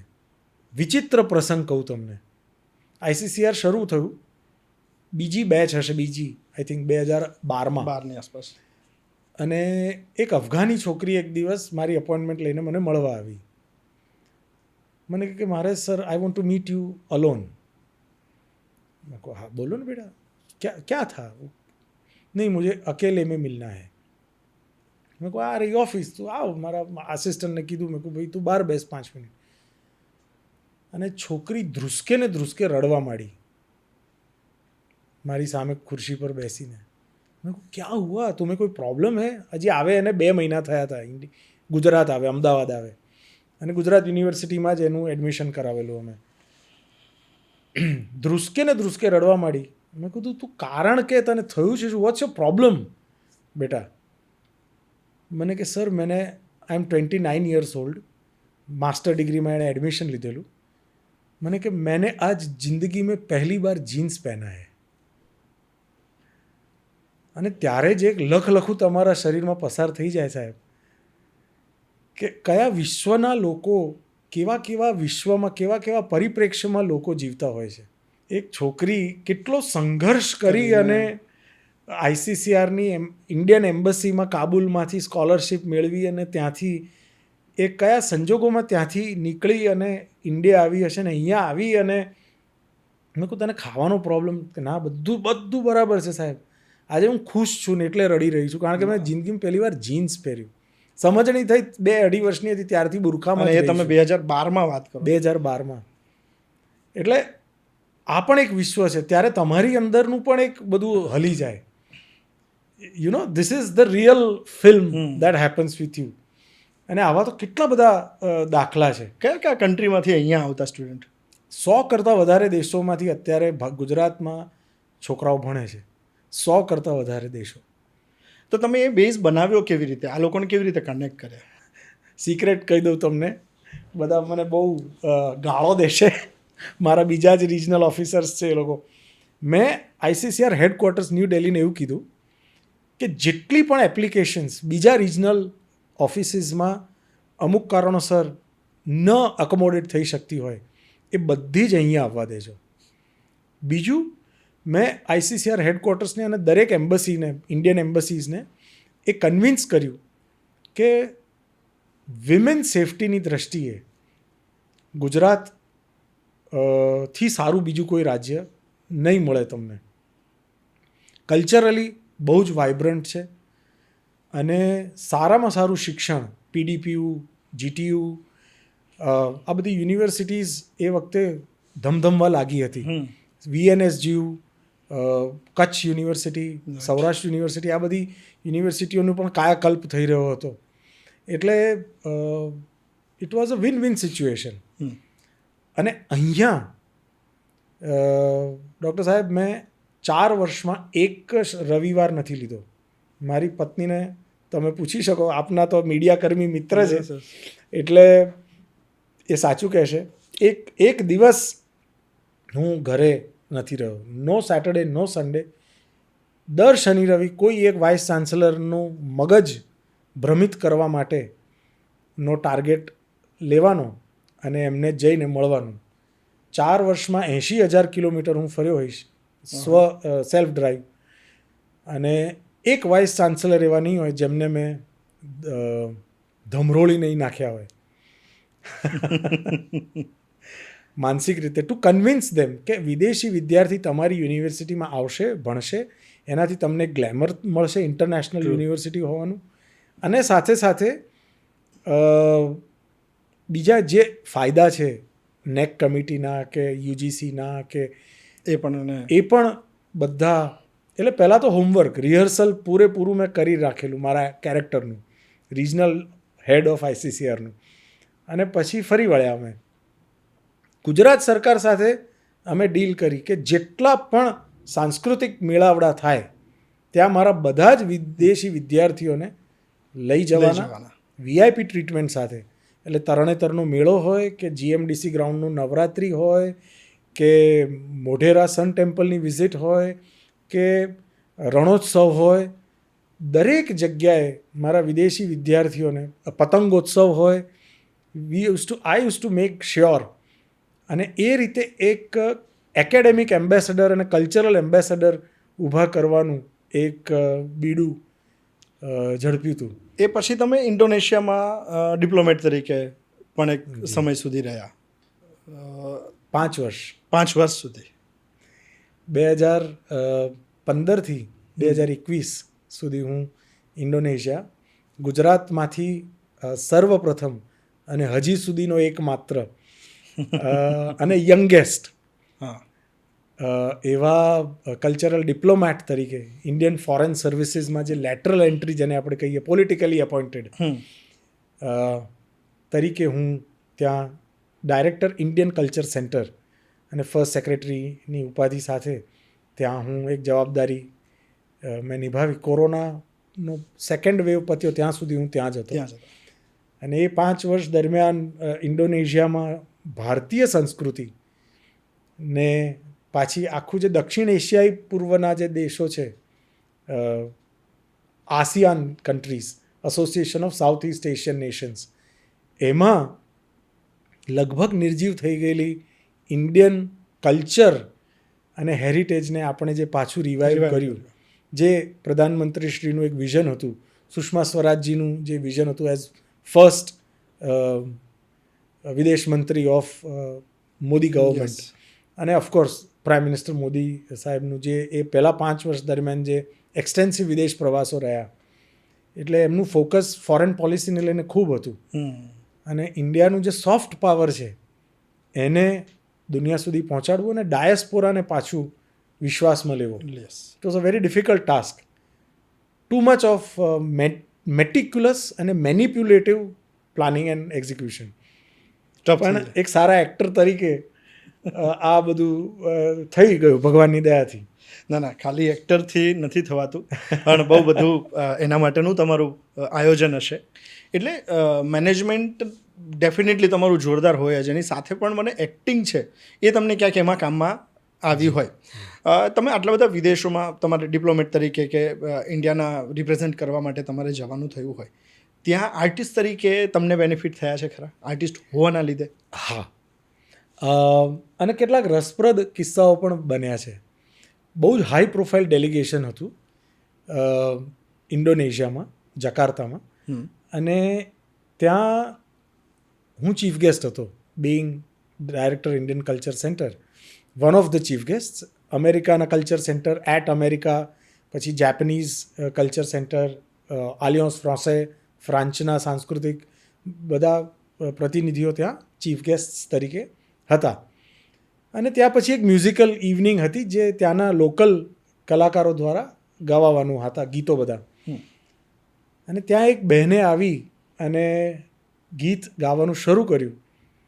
હો યારા તું યારો સે હે યારા, કાશ ફિલ્મનું મારું જ ગીત, મારા ઉપર જ ફિલ્મમાં આવેલું ખૂબ જાણીતું ગીત. એન્ડ ધેન શી ડેડિકેટેડ કે of all of you this song is four Makarand sir. કારણ કે આવું જ એક બીજું દાખલો છે કે સાધના સરગમજી, બહુ જાણીતા પ્લેબેક સિંગર, સાધના સરગમજીની નાઇટ હતી જેને આયોજિત કરી હતી ઇન્ડિયા ક્લબ જકાર્તાએ. ડાયસ્પોરા જે છે ત્યાંનું, એ લોકોએ સાધના સરગમજીની આ નાઇટ, અને સાધના સરગમજી આવ્યા. અને પછી હું obviously Bing director Indian culture centre અને કમ્યુનિટી પણ સંભાળતો હતો, એટલે મને પણ આમંત્રણ હતું એઝ વન ઓફ ધ ગેસ્ટ્સ. પછી બેક સ્ટેજ પર મળવાનું થયું, એટલે મેં કીધું બેન તમને ખબર છે આપને મેરે લીએ 3 ગાને ગાએ હૈ. કાશના જેટલા પણ જે સોંગ્સ છે જેમાં મારા પોતાના લિપસિંગવાળા સોંગ્સ છે, એમણે ગાયા છે. ફૂલ યે કહાં સે આએ હૈ હોય કે પછી ક્યા હૈ તુમ્હારા નામ, અલ્લાદીન મહેમૂદ સાહેબ, હું ને જેકી, તો એ એમણે ગાયા છે. પછી એમણે એમની જે સાધના સરગમ નાઇટની શરૂઆત હતી એની એ શરૂઆત જ એ ગીતોથી કરી. એટલે એક ફાયદો તો ઓફકોર્સ ખરો, પણ અપેક્ષાએ બહુ વધી જાય કે આને તો બધી જ ખબર હશે ભારતીય કલ્ચર વિશે, ઇન્ડિયન કલ્ચર વિશે. અને હું સ્ટ્રોંગલી કહેતો હોઉં છું હંમેશા કે ઇન્ડિયન કલ્ચર, ભારતીય સંસ્કૃતિના 3 સૌથી મોટા સુપરસ્ટાર્સ જો કોઈ હોય તો એ છે ક્રિકેટ, સિનેમા અને ક્વિઝિન. ભારતીય ખોરાક, ક્રિકેટ, ભલે આપણે ઈજાદ નથી કરી આ ગેમને, પણ ઇન્ડિયન ક્રિકેટર્સ અને ઇન્ડિયન સિનેમા. દુનિયાની બીજી કોઈ તાકાત આટલો મોટો પ્રભાવ નથી પાડી શકી જેટલું ઇન્ડિયન ક્રિકેટ, ઇન્ડિયન સિનેમા અને ઇન્ડિયન ક્વિઝિનનો પ્રભાવ રહ્યો છે. ઇન્ડિયન સિનેમાથી કયા એવા ફેસ કે જેને બહારના દેશમાં વધારે પસંદ કરે, લાઈક કરે? ઓફિશિયલી સ્પીકિંગ તમે ગૂગલ સર્ચ કરશો તો ઇન્ડોનેશિયાના રાષ્ટ્ર ગીત, એનું જે રાષ્ટ્રીય નેશનલ એન્થમ છે, ત્યારબાદ બીજું સૌથી વધુ પોપ્યુલર ગીત કોઈ હોય તો આપણું કુછ કુછ હોતા હૈ. શું વાત છે. શાહરૂખ ખાન ભગવાનની જેમ પૂજાય છે સાહેબ. જેમ હમણાં લાયોનલ મેસી આવીને ગયા હા. અને જે સ્થિતિ સર્જાઈ ફૂટબોલ પ્રેમીઓમાં, એના કરતાં 10 ગણો વધારે ક્રેઝ શાહરૂખ ખાનનો છે ત્યાં.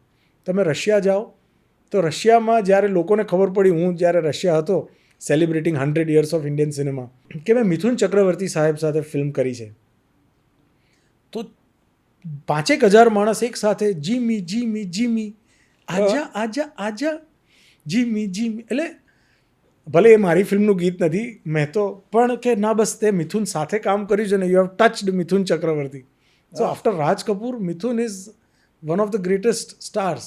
વિયેતનામ, બ્રુનેઈ, કંબોડિયા, આ બધા દેશોમાં સૌથી પોપ્યુલર એક્ટ્રેસ કોઈ હોય, સૌથી પોપ્યુલર વ્યક્તિ કોઈ હોય ઇન્ડિયન, તો અવિકા ગૌર નામની એક્ટ્રેસ છે, બાલિકા વધુ બાલિકા વધુવાળી. કારણ કે હવે શું થઈ રહ્યું છે કે આખા સાઉથ ઇસ્ટ એશિયાની દેશોની ટીવી સિરિયલ્સ પણ Indian cult daily soaps regional ભાષામાં ડબ થઈ અને ત્યાં ટેલિકાસ્ટ થઈ રહી છે. સો ધ ઇમ્પેક્ટ, ધ સોફ્ટ પાવરનો જે ઇમ્પેક્ટ છે ને સાહેબ, એ જરાય કોમર્સ કે કમર્શિયલ તમે વાણિજ્યનો પ્રભાવ જે કરી શકો એના કરતાં વધારે કલ્ચરનો પ્રભાવ છે. કલ્ચર રિલેટેડ સવાલો તમને ત્યાં થતા હશે, કોઈકને જાણવાની ઈચ્છા હોય અને તમને પૂછતા હોય, સૌથી વધારે પૂછાતા સવાલ કયા હોય? એક તો જે નરેન્દ્ર મોદી સાહેબે દુનિયામાં ન ભૂતો ન ભવિષ્યથી કામ કર્યું ને, એ યોગ ઇન્ડસ્ટ્રીને, યોગને ઇન્ડસ્ટ્રી બનાવવાનું કામ.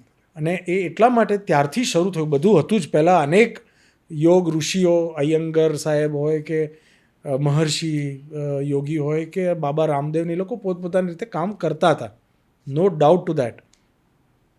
પણ યુનાઇટેડ નેશન્સમાં 21મી જૂનને વિશ્વ યોગ દિવસ તરીકે એને નોમિનેટ કરાવી અને એનાઉન્સ કરાવવું, અને ત્યાર પછી 190 એમ્બસીઝ જે છે, ઇન્ડિયન એમ્બસીઝ દુનિયાભરની, ત્યાં 21મી જૂને વર્લ્ડ યોગ ડે, ઇન્ટરનેશનલ ડે ઓફ યોગ ઉજવવાનું શરૂ કરવાથી લઈને આજે દુનિયાના લગભગ દરેક દેશમાં, દરેક મહોલ્લામાં એક યોગ સ્ટુડિયો છે. It has grown into billions of dollars. તો યોગને લઈને મને સૌથી વધારે સવાલો પૂછાયા છે જ્યારે પણ કલ્ચરના લેક્ચર્સ અમે મારે આપવાના થાય એઝ હોદ્દાની રૂએ. એક બહુ સરસ સૌથી વધારે કોમન પૂછાતો સવાલ બિંદી અને તિલક વિશેનો, કે આપણે ભારતીય જ છીએ કે જે તિલક કરતા હોઈએ છીએ. જનોઈ, યજ્ઞોપવિતને લઈને ઘણા બધા સવાલો પૂછાય. ક્યારેક મોઢું સંતાડવાના વારા આવે એવા સવાલોય પૂછાય.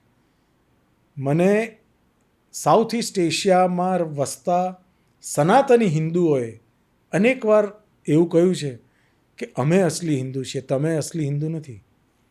કારણ કે તમારામાં વર્ણ વ્યવસ્થા છે, અમારામાં વર્ણ વ્યવસ્થા નથી. Hindu is a Hindu. એમાં વળી બ્રાહ્મણ, ક્ષત્રિય, વૈશ્ય અને શુદ્ર ક્યાંથી લાવ્યા તમે? આ રિઝર્વેશન વળી શું છે? અચ્છા, મેં કહું ભાઈ અમને હજી 50 વર્ષ આપો, અમારા પાપ બધા પૂર્વજોના છે ધોવાના, હજી અમારે ચાલુ છે. We are in that process. Reservation પણ એનો જ એક ભાગ છે. ક્યારેક એવો સમય આવશે કે હિન્દુ હિન્દુ પછી માણસ માણસ એના છે. પણ કારણ કે આપણે એક બહુ ડિફાઇન્ડ ધર્મ તો છીએ નહીં. We are not a semitic religion કે એક પુસ્તક, એક ઈશ્વરવાળું તો આપણું માળખું છે નહીં. અને કર્મ આધારિત વર્ણ વ્યવસ્થા હતી, એમાંથી ક્યારે આ જન્મ આધારિત વ્યવસ્થા બની ગઈ અને એના દૂષણોએ ઘણું બધું ભોગવવાનું થયું છે આ દેશના લોકોએ. એટલે એ પણ ઘણીવાર તીક્ષ્ણ સવાલો આવે તમારી ઉપર. મને તો મોઢે કે બાલીના હિન્દુઓ કે sir you are not a Hindu, we are Hindus, we are the original Hindus. અચ્છા, because you have those caste system. In Hindus there is no caste system. A Hindu is a Hindu. ભગવાનો બધા ઘણા બધા ભલે હોય, માતાજીઓ બધી શક્તિ, શાક્ત, શૈવ, વૈશ્ય બધું બરાબર છે. સો આવું પણ થાય ઘણીવાર ક્યારેક. એટલે વાંચન બહુ જ જરૂરી રહે તમારા માટે. હા. સમય મળી રહે આ બધી દોડધામમાં? ઓર્ગેનિક થતું ગયું હતું, કારણ કે ફિલ્મો દરમિયાન પ્રેક્ટિકલ નોલેજ તો લઈ લીધેલું, હમ પણ એક ખટકો હતો કે થિયરીનું શું, હમ આ બધું કરું તો છું પણ એ થાય છે કેવી રીતે, એ પ્રોસેસ મારે શીખવી હતી. એટલે પછી વડીલો ભરત દવે સાહેબ, નિમેશ દેસાઈ સાહેબ જેવા વડીલોના આગ્રહને અને મારી માના આગ્રહને માન આપીને મેં ભરતનાટ્યમમાં અનુસ્નાતક સુધીનું ઉચ્ચ શિક્ષણ મેળવ્યું. અને I M trend classical dancer, અને ભરતનાટ્યશાસ્ત્ર જેટલું પચાવી શકાય એટલું પચાવવાનું. ત્યારે એસ્થેટિક્સ, એથિક્સ, ઇથોસ જે છે આપણા ઇન્ડિયન કલ્ચરના, એની નજીક જવાનો ખૂબ મોકો મળ્યો. રસ થિયરી જે છે, એટલે આ બધું ત્યારે આપણને એમ થાય કે અરે બાપરે, આ તો આખું વિશ્વ કંઈક જુદું છે. અને હાઉ કલ્ચરથી વધારે ફાસ્ટ બીજું કંઈ ટ્રાવેલ નથી કરતું. નથી કરતો. કલ્ચરથી વધારે ઝડપી કોઈ બીજો પ્રવાસ નથી.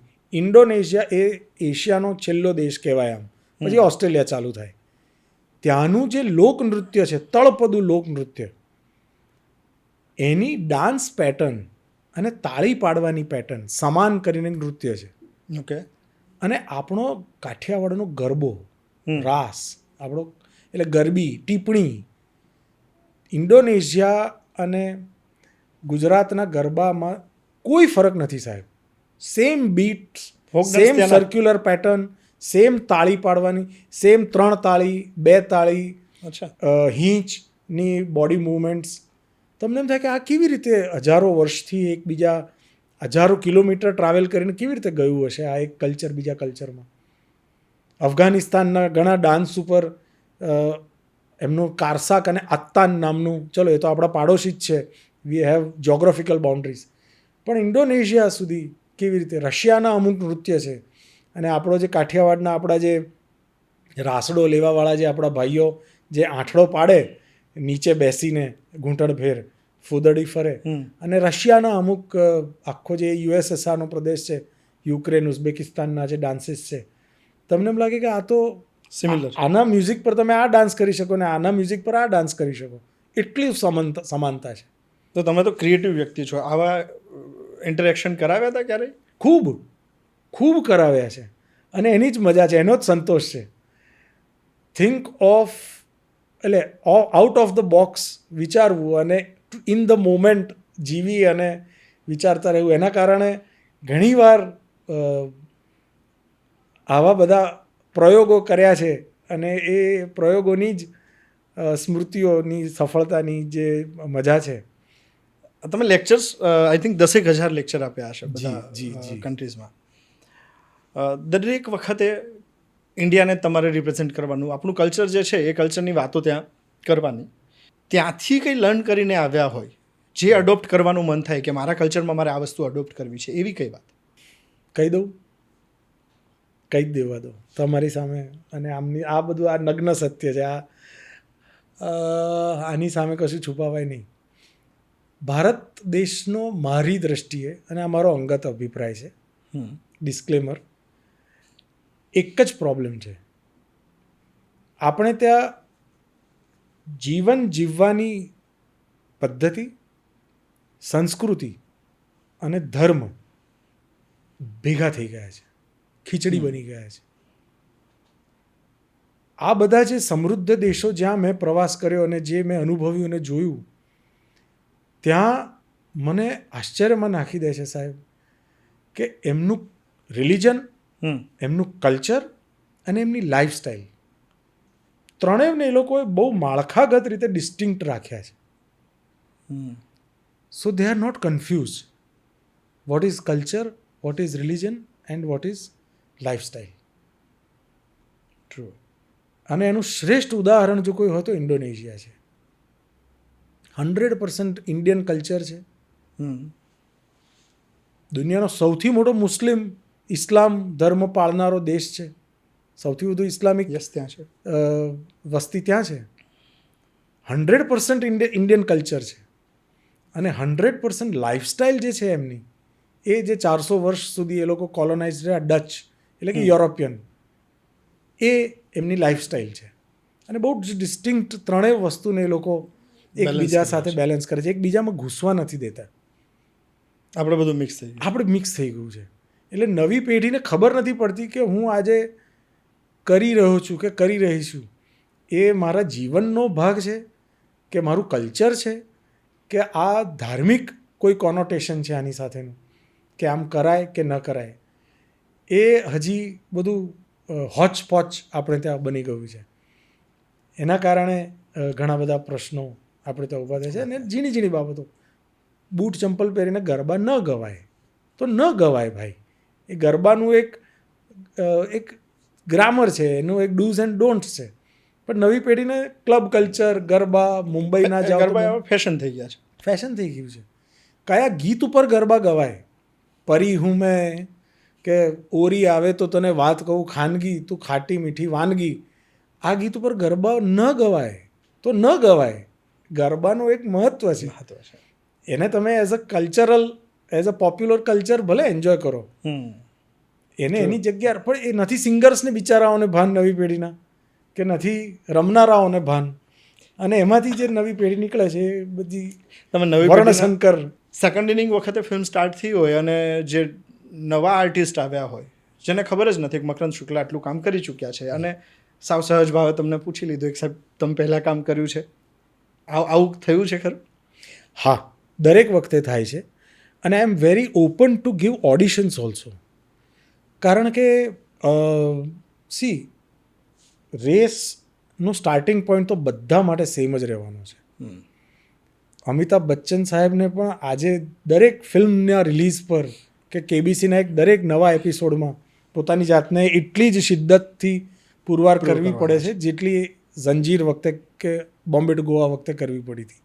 જો એ કન્સિસ્ટન્સી અને વર્તમાનમાં જીવવાની તમારામાં સ્થિતિ સ્થાપકતા અને ક્લેનલીનેસ ના હોય માનસિક રીતે, તો તમે કાં તો છકી જાઓ, કાં તો ગાડા થઈ જાઓ, કાં તો એવી ગર્તામાં ગાયબ થઈ જાઓ કે જ્યાંથી પાછા ફરવાનો કોઈ અવકાશ રહેતો નથી. એટલે મને બહુ જ ફાવે છે. હા, પણ હું મનમાં મારી તૈયારી 45 વર્ષના અનુભવ સાથે કે બેટા એકવાર રેસ શરૂ થવા દે, એકવાર ડિરેક્ટરને એક્શન બોલવા દે, પછી હું તને બતાવું છું કોણ કેટલા પાણીમાં છે. સો એટલે અત્યાર સુધી 2 વર્ષમાં એટલું રહ્યું છે કે ફિલ્મ પત્યા પછી મારા પ્રત્યેનો અભિગમ લોકોનો બદલાઈ ગયો છે કે ના, એટલે કામને ખેંચે. સૌથી વધારે ગમે શું, રંગભૂમિ, ટેલિવિઝન કે સિનેમા? સિનેમા. એનું કારણ શું? થિયેટરથી થોડીક મારી ફાટે છે. જો ભૂલ થઈ ગઈ, જો ક્યાંક કંઈક ગડબડ થઈ ગઈ, હવે તો અનાયાસે છે, લાઇટ ચાલુ થવાની હોય જે જગ્યાએ એને ન થાય, કે તમારે જે જગ્યાએ લાઇટ પાસે પહોંચીને જે ડાયલોગ બોલવાનો હોય તે, અથવા ઓડિયન્સ જરાક જુદા પ્રકારનું છે ને જે જોક અથવા જે ઇમોશન તમારે ફોડવું છે તે ન ફૂટ્યું, તો પછી શું કરવું? એની મજા પણ છે એઝ એન એક્ટર. પણ જ્યારે મારી પાસે વિજ્ઞાનનો સહારો છે, સિનેમા છે, સિનેમામાં we have the facility, trial and error, એક રીટેક ઓર કરી લઈએ, અથવા 2-3 ઓપ્શન હું મારા ડિરેક્ટરને આપું. હંમેશા ડિરેક્ટર એમ કે આ સરસ થઈ ગયું, તો પણ હું એમ કહું છું અત્યારે કે એક મારે ખાતર લઈ લો ને, રાખો, તમારે ક્યાં વજન પડવાનું છે, પછી એડિટિંગ ટેબલ ઉપર બંને કમ્પેર કરીને જોઈ લેજો, તમને જે ઠીક લાગે તે રાખજો. સો ધેટ એ ફ્લેક્સિબિલિટીના કારણે સિનેમા સૌથી વધારે ગમે છે. Having said and done that, એ વાહિયાત વાતને હું સંપૂર્ણપણે ઓથોરિટી સાથે નકારું છું કે જે લોકો એવું કહે છે કે સિનેમામાં સારી એક્ટિંગ કરવી હોય તો થિયેટર કરવું પડે. થિયેટરની એક્ટિંગને અને સિનેમાની એક્ટિંગને સ્નાન સૂતકનો સંબંધ નથી. 2 સંપૂર્ણ જુદી ઘટનાઓ છે. બંનેના જ્ઞાન અને વિજ્ઞાન બંને જુદા છે. એટલે એક બીજાને કામ આવે અને બીજું એકને કામ આવે, it's not possible. Cinematic acting શીખવા માટે એની એક અલગ રિયાઝ, તૈયારી અને પ્રોસેસ હોય. થિયેટર પરફોર્મન્સ એ થિયેટરની ઘટના છે. બહુ બધા ગીતોમાં પણ તમે દેખાયા છો એક ડાન્સર તરીકે, કારણ કે તમે ઓફિશિયલી ડાન્સ શીખ્યા છો. હા લગભગ એ વખતના ઓલમોસ્ટ ફોક સોંગમાં તમે દેખાતા. મ્યુઝિક આલ્બમ્સનો એક જે જમાનો હતો મ્યુઝિક વિડીયોઝનો, એમાં ખૂબ કામ કરવાનું, કારણ કે પેલું બહુમુખી હોવાના કારણે તબલાય વગાડતા આવડતું હોય અને ગાતાય આવડતું હોય, તો એક માઇક અહીંયા હોય ને એક માઇક તબલા પર હોય ને બંને આપણે કરી શકીએ. એ થોડુંક મલ્ટી ફેસેટેડ હોવાનો લાભ અને પ્રેમ એના કારણે ખૂબ મળ્યો. જેમ કે શામલી આપણે વાત કરી, તો શામલીના ટાઇટલ સોંગમાં અને એના જે મ્યુઝિકલ ગીતોમાં જે I think it was the first musical of Doordarshan, અને એમાં મારી dancing skills, so I could satisfy my director Bipin Bapodara ને એમને જે જોઈતું હતું એમના હીરો પાસેથી એ હું આપી શકતો હતો. સેમ એઝ મ્યુઝિક આલ્બમ્સમાં ખૂબ સરસ જાગરણ છે, મોરલી છે, ઓસમાન મીર સાહેબનું એક બહુ સુંદર અને લાખોની સંખ્યામાં વ્યૂઝ છે અત્યારે તો યુટ્યુબ પર, ગણપતિ ની કવાલી છે એ આલ્બમ, આ બધું કરવાના બહુ અને રોકડિયા રૂપિયા હતા, અને હું 100% એક્ટિંગ અને પરફોર્મન્સ દ્વારા જ આજીવિકા રળવાવાળો વ્યક્તિ આજે પણ છું, અને એ વખતે પણ હતો. બીજી કોઈ સાઈડ આવક હતી નહીં, નથી પપ્પા તરફથી કંઈ વારસામાં મળ્યું, નથી અન્નપૂર્ણાબેને કંઈ વારસામાં આપ્યું. એમણે આપ્યું છે તો જ્ઞાન કે ભાઈ, અને હિંમત. એટલે 3 વર્ષની ઉંમરથી કમાતો હતો, અને આજે પણ હું સ્વ ખર્ચે જ. માં એટલે શું ખબર જ નથી એ પણ, કારણ કે હું તમને કહું, બહુ મજાની વસ્તુ છે જાણવા. એટલે આ બહુ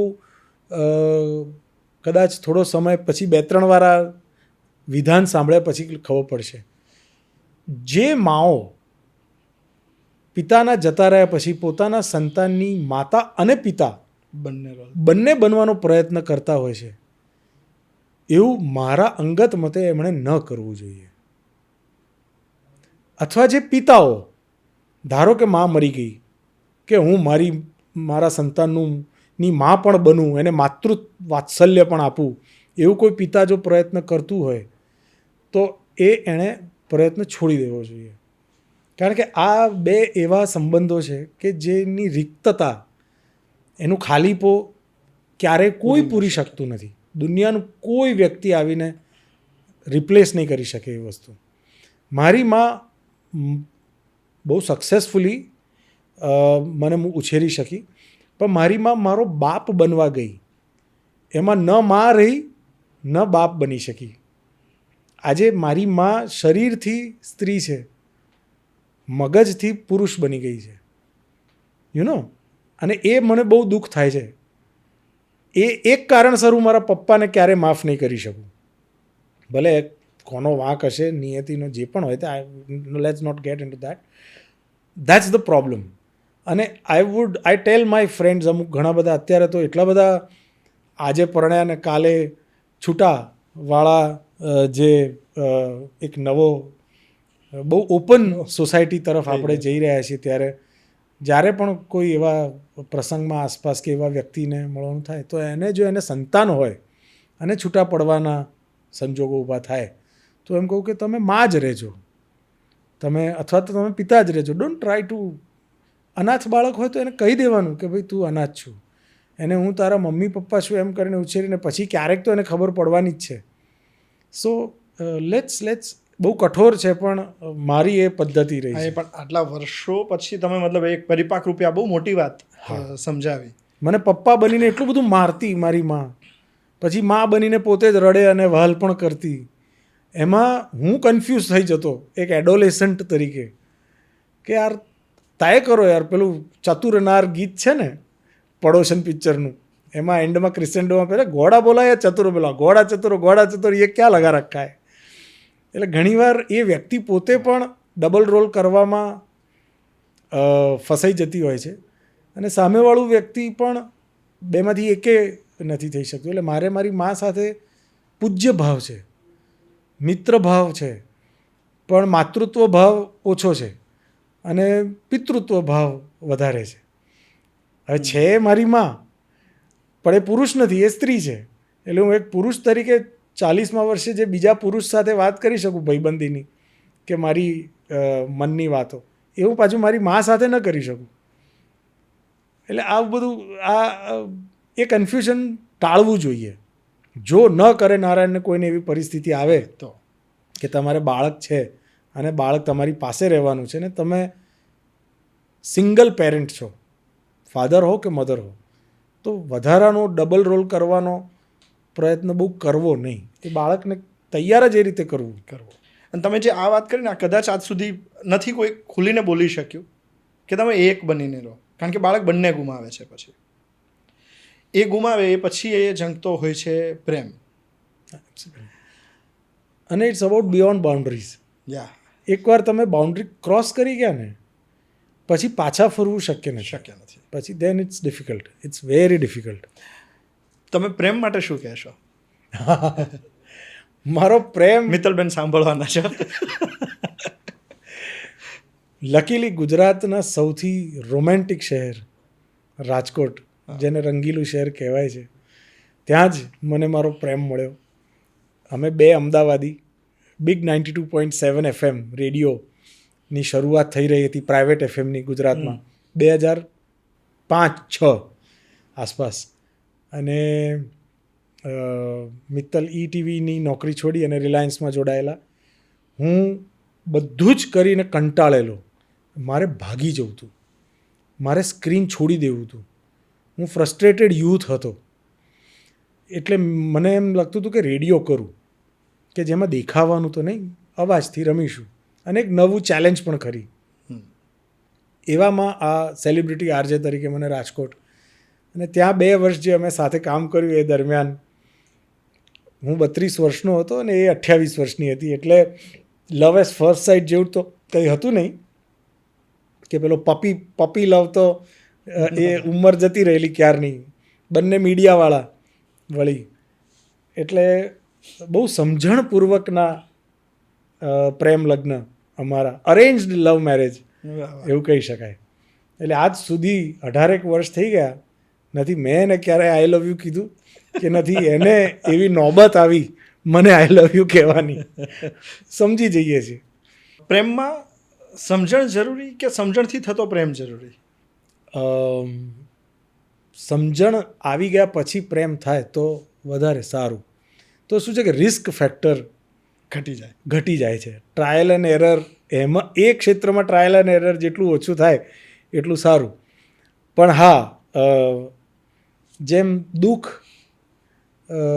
જ્યાં સુધી તમે અનુભવ્યું ના હોય ત્યાં સુધી સારા એક્ટર ન બની શકો, એવી રીતે સુખ પણ તમારે અનુભવવું એટલું જ જરૂરી છે. જીવનનો જે રસ છે પ્રેમ, એટલે નવ રસ, એમાં શૃંગાર પણ એટલો જ અગત્યનો છે કે તમારે ભરપૂર એને જીવન રસને માણો તો જ તમારે જે એક એક્ટર તરીકે જ્યારે ઇમોટ કરવાનું આવે ત્યારે એને તમે ફોકસ અને ચેનલાઇઝ એક પ્રિઝમની જેમ તમે ઇમિડિયેટલી કોન્સન્ટ્રેટ કરી શકો. તમે જેમ કહ્યું કે સુખ નહીં અનુભવવું જોઈએ, તમારા માટે સુખ એટલે શું? દાળ ઢોકળી. અત્યારે આ સરસ મજાની સિઝન છે તો ભાવનગર પાસે યુનિવર્સિટી ગેટની બહાર ત્યાં તમારી નજર સામે બનતો રોટલો અને ઓળો, કે પછી રાજકોટની વાત કરીએ તો પટેલનો આઈસ્ક્રીમ, કે સદર બજારમાં જઈને સત્ય વિજયનો આઈસ્ક્રીમ, કોઠીનો ચ્યવનપ્રાશનો આઈસ્ક્રીમ. દુનિયામાં ક્યાંય મરચાનો આઈસ્ક્રીમ રાજકોટ સિવાય ક્યાંય નહીં મળતો હોય. આપણે ત્યાં હું 3-4 વર્ષ મેં નથી ખાધો. આદુનો આઈસ્ક્રીમ, લવિંગનો આઈસ્ક્રીમ, મરચાનો આઈસ્ક્રીમ, ચ્યવનપ્રાશ ફ્લેવરનો આઈસ્ક્રીમ આ શિયાળાની સિઝનમાં આખું રાજકોટ ખાય છે. જોર. કેટલું દરેક વ્યક્તિએ સુખ ની વ્યાખ્યા બદલાતી હોય છે. એટલે એક સરસ શોટ આપું અને ડિરેક્ટર કે સર મિલ ગયા, ક્યાં બઢિયા, મુझे જો ચાહીએ થા વો મિલ ગયા. તો તમને જે જોઈએ છે જો મળી જાય આ પોડકાસ્ટમાંથી, એ મારું સુખ છે. ઓડિયન્સ તો સેકન્ડરી થઈ ગયું. ઓડિયન્સ તો જે જોશે, જ્યારે જોશે, જેટલું જોશે, જેટલો સમય એનો વ્યુઇંગ રેશિયો રહેશે, એ બધું પછીની ઘટનાઓ છે. Doctor Jitu Bandhaniya is happy after at the end of this podcast, then I am happy. That's my happiness. That's my happiness. But as an actor હું મારું સ્ટ્રક્ચર જ એક્ટર તરીકેનું થયું છે કે ઓડિયન્સને ખુશ કરવું. એટલે if my audience is happy I am. એટલે લાઈફમાં એક્ટર હોવું એ તમારા ઉપર હાવી થાય ખરું ક્યારે? હા, બહુ જ ઘણીવાર. પણ એના હું લાભ લઉં છું, ગેરલાભ નથી લેતો ક્યારેય. કોન્શિયસલી એના હંમેશા મેં લાભ જ લીધા છે.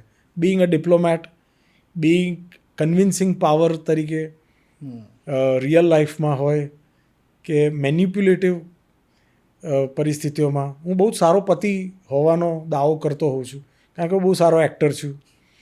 All good husbands are always very good actors.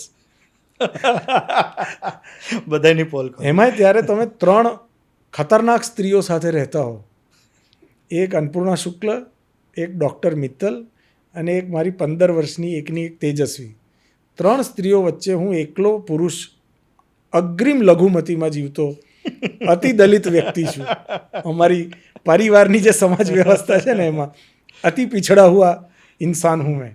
મારું કંઈ બહુ આમ ઘરમાં તો ચાલતું નથી, પણ આ ત્રણેયની વચ્ચે હું મારો રસ્તો કાઢી લઉં છું. That is because I am a good actor.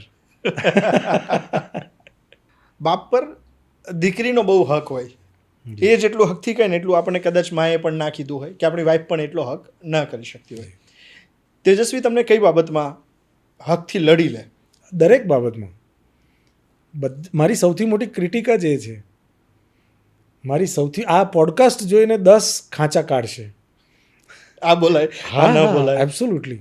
And I am so happy કે એનું ક્રિટિકલ થિંકિંગ વધારે ડેવલપ થઈ રહ્યું છે આ ઉંમરથી.